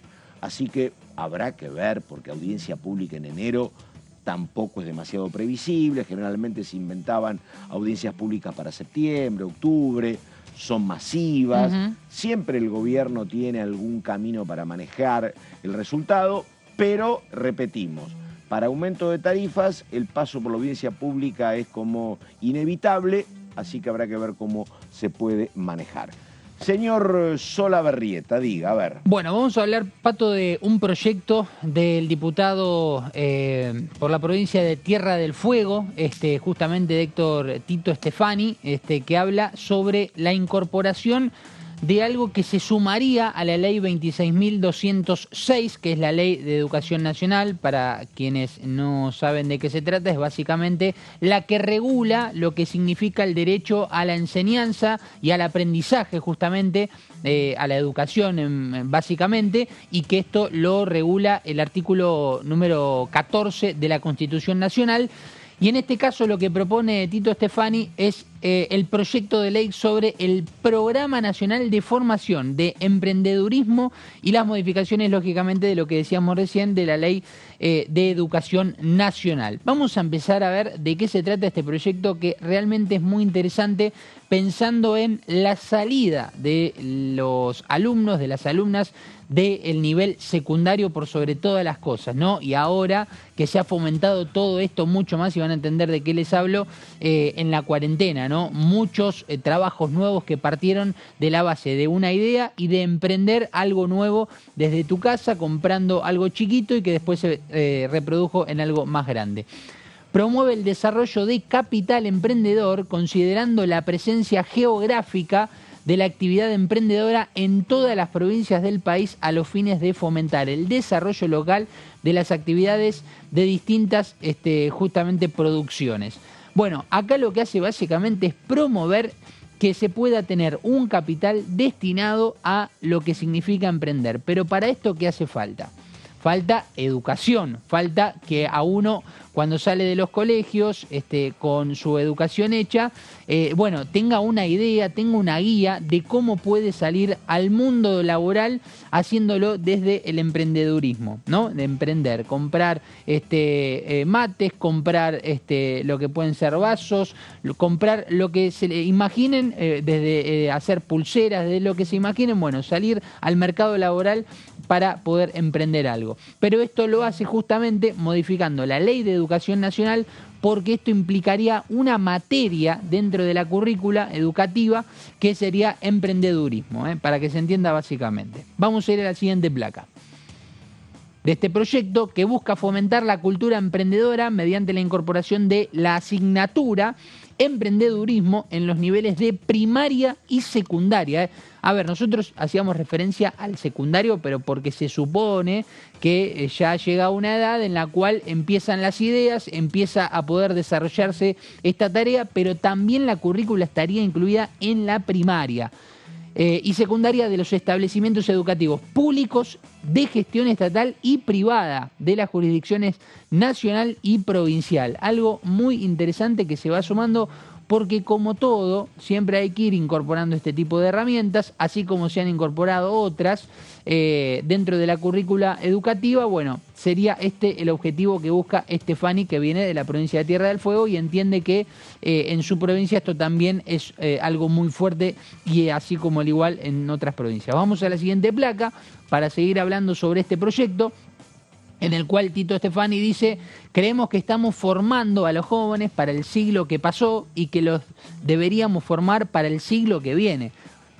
Esto tuvo mucha influencia ya en la pandemia por el COVID-19, cuando a través de un monto que dio el Estado Nacional, muchas personas decidieron, y me incluyo, decidimos invertir, por ejemplo, en la compra de algún material para luego revenderlo y así poder ir creando su propio emprendimiento. Bueno, de esto se trata también lo que habla Stefani, pero además incluirlo en las escuelas. Imagínense sentarse en el aula, en el nivel primario, en el nivel secundario, y tener la materia emprendedurismo, nada más y nada menos. Esto es lo que busca el proyecto de Stefani, que tendrá que volver a ponerlo en acción en las comisiones el año próximo, porque estaría perdiendo su estado parlamentario.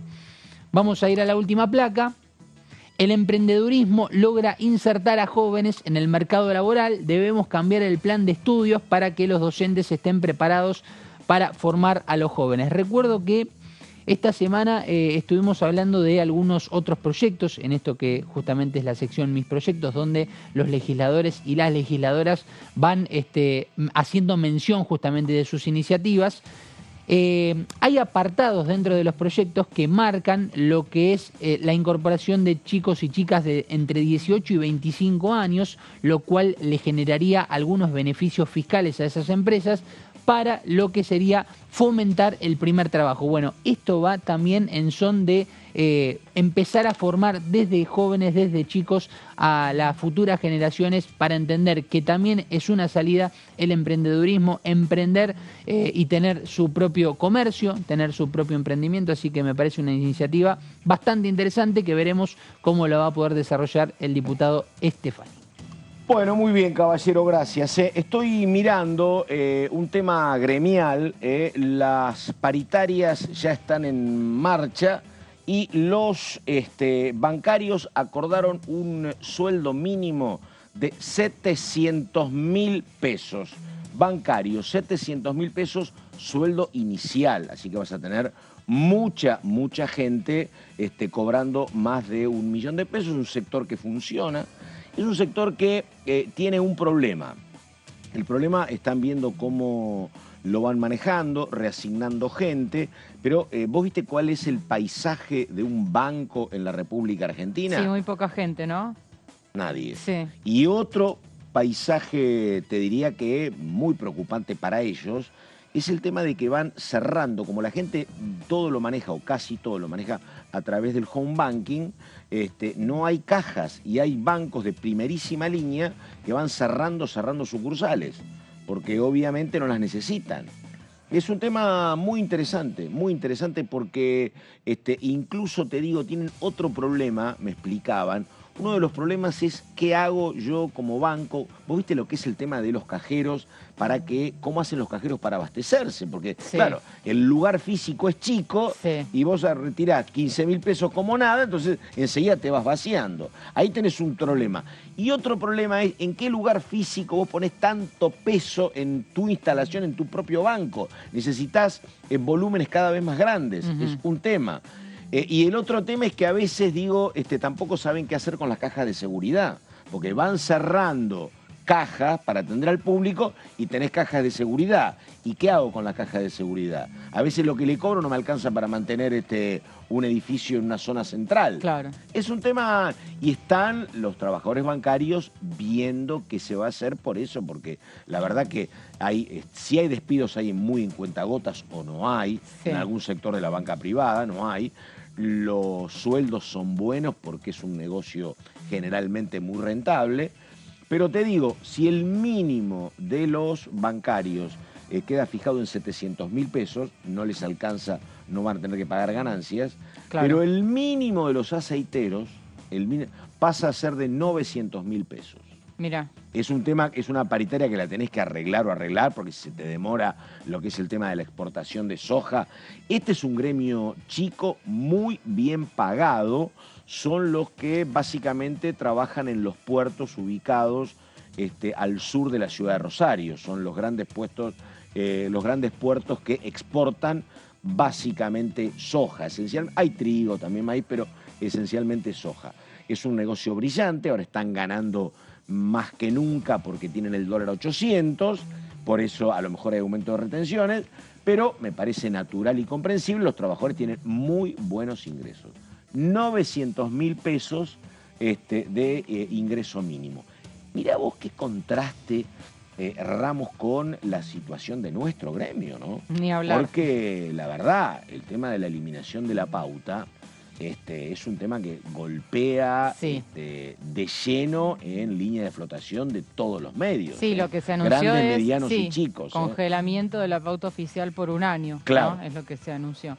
Sí, claramente golpea fuertemente. Porque vos tenés medios que son muy dependientes, sí, de la pauta y otros que a lo mejor no son tan dependientes, pero como tienen mucho peso propio, tienen mucha pauta. Exacto. Mira, alguna vez hablaba con un ex propietario de un medio importante y él decía, mira, en algún momento vi que la mitad de la pauta era oficial. Ese es un momento para mí decisivo porque ¿qué problema tenés con la pauta oficial? Bueno, es demasiado, ¿me entendés? Vos con los clientes privados medianamente podés sacar, poner, te manejás con comodidad. Si un día el Estado te dice te levanto la pauta, es la mitad de tus ingresos. O en algún día te dicen, como le pasó a Perfil en su momento, que no había pauta oficial porque discrepaban con la línea editorial, ¿no? Vos qué haces como propietario, si tenés un 20% de pauta lo subsanás, tenés un 50%, es grave y ni te cuento si es más. Pero bueno, nos equivocamos, tenemos que haber sido aceiteros. Vos decís.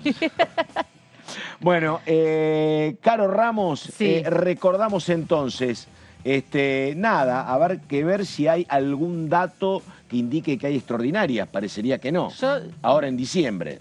Claro, ¿no? pero el decreto tiene que salir a la brevedad, Claro, imagino, así que la semana que viene vamos a estar muy expectantes sobre ese tema y paralelamente sobre el ingreso de estas 3 combis, ¿no? que nombramos al principio, que serían las 3 patas de las reformas legislativas. Y acá las tengo, que son muy buena síntesis.